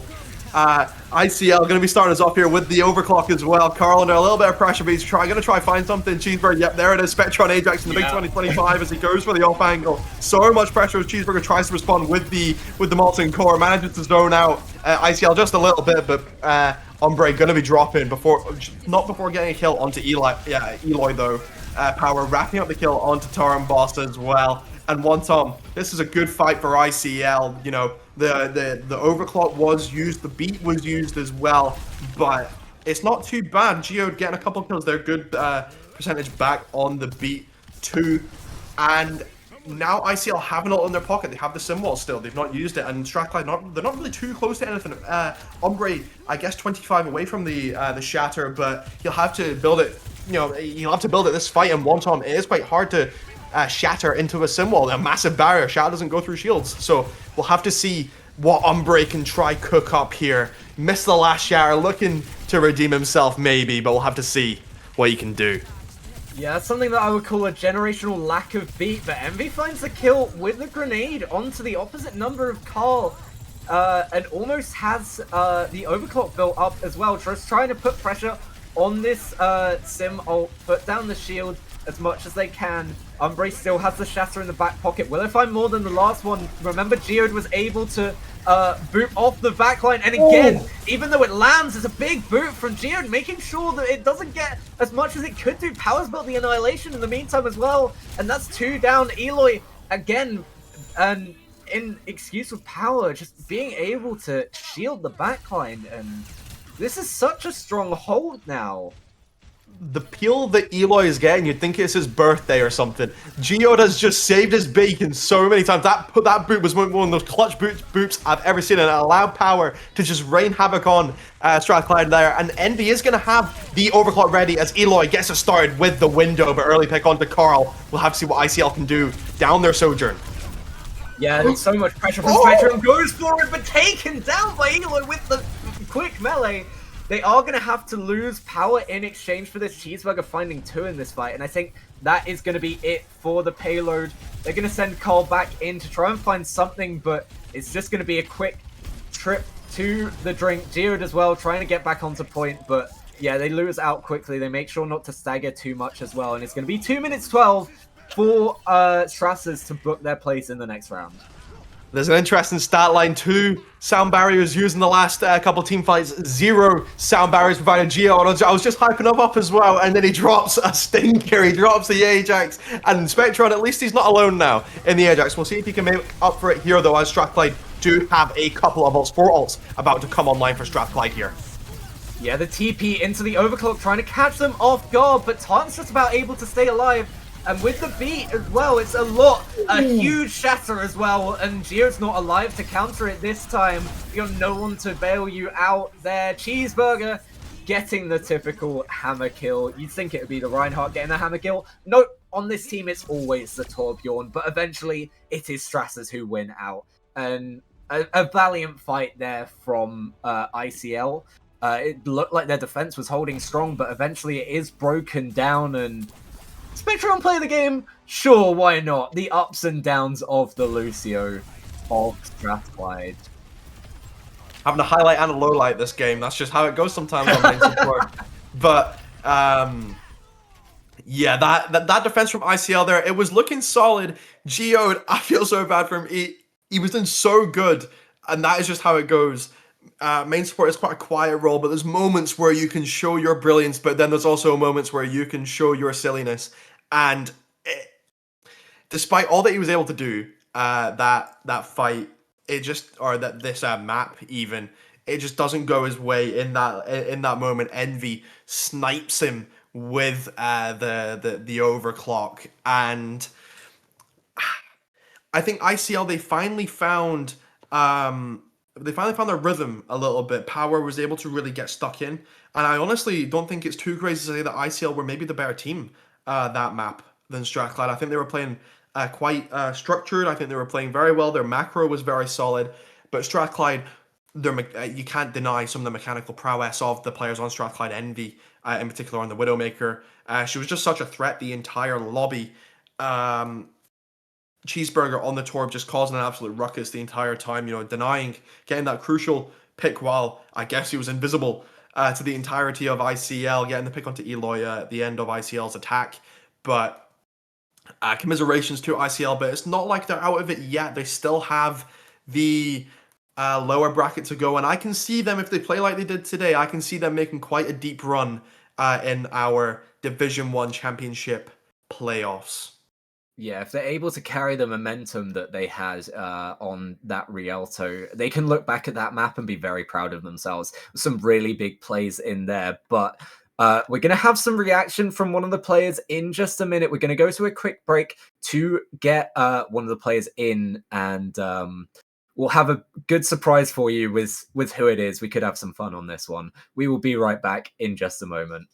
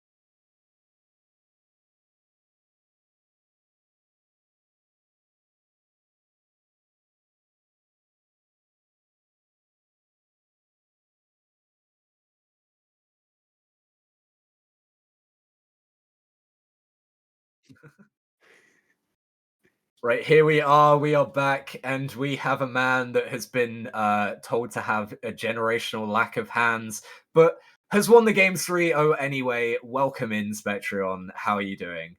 I'm good. Always glad to represent my dementia ward. Well, we saw you representing your dementia ward on 2 roles today. And Envy as well, switching up with you. Is that something that you had pre-planned, especially looking at the bans that were coming out from ICL? Yeah, I mean, I'm basically a 2-trick, and I only have one hero in each role. So we think about which one we'd rather have me int less on, and then we have Envy kill 5 from the other one, basically. Fair enough, fair enough. Listen, I would go so far as say Envy is possibly maybe not the best player in NSC, but the best player on like a top 5 team in NSC. Yeah. So it just ends up being that they just like lobby admin for us, and so as long as I'm not like 10 for 10, it works out pretty good.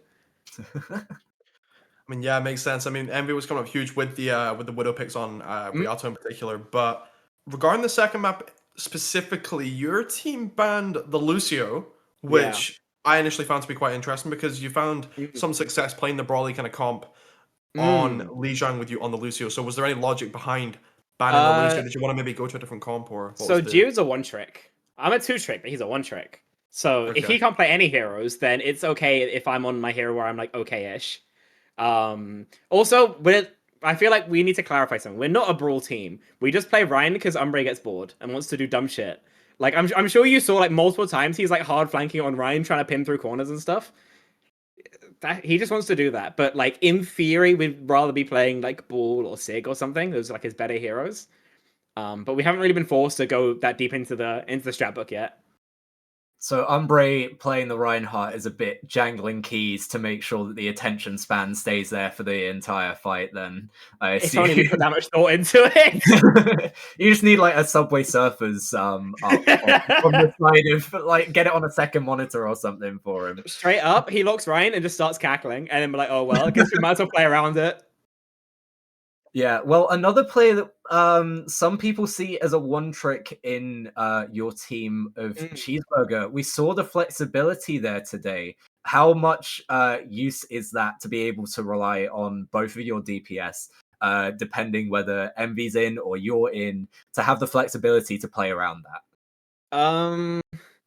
The good thing about our hero pool is that even though we can't do every hero in the game, then all the heroes we do have, we figured out how to make work.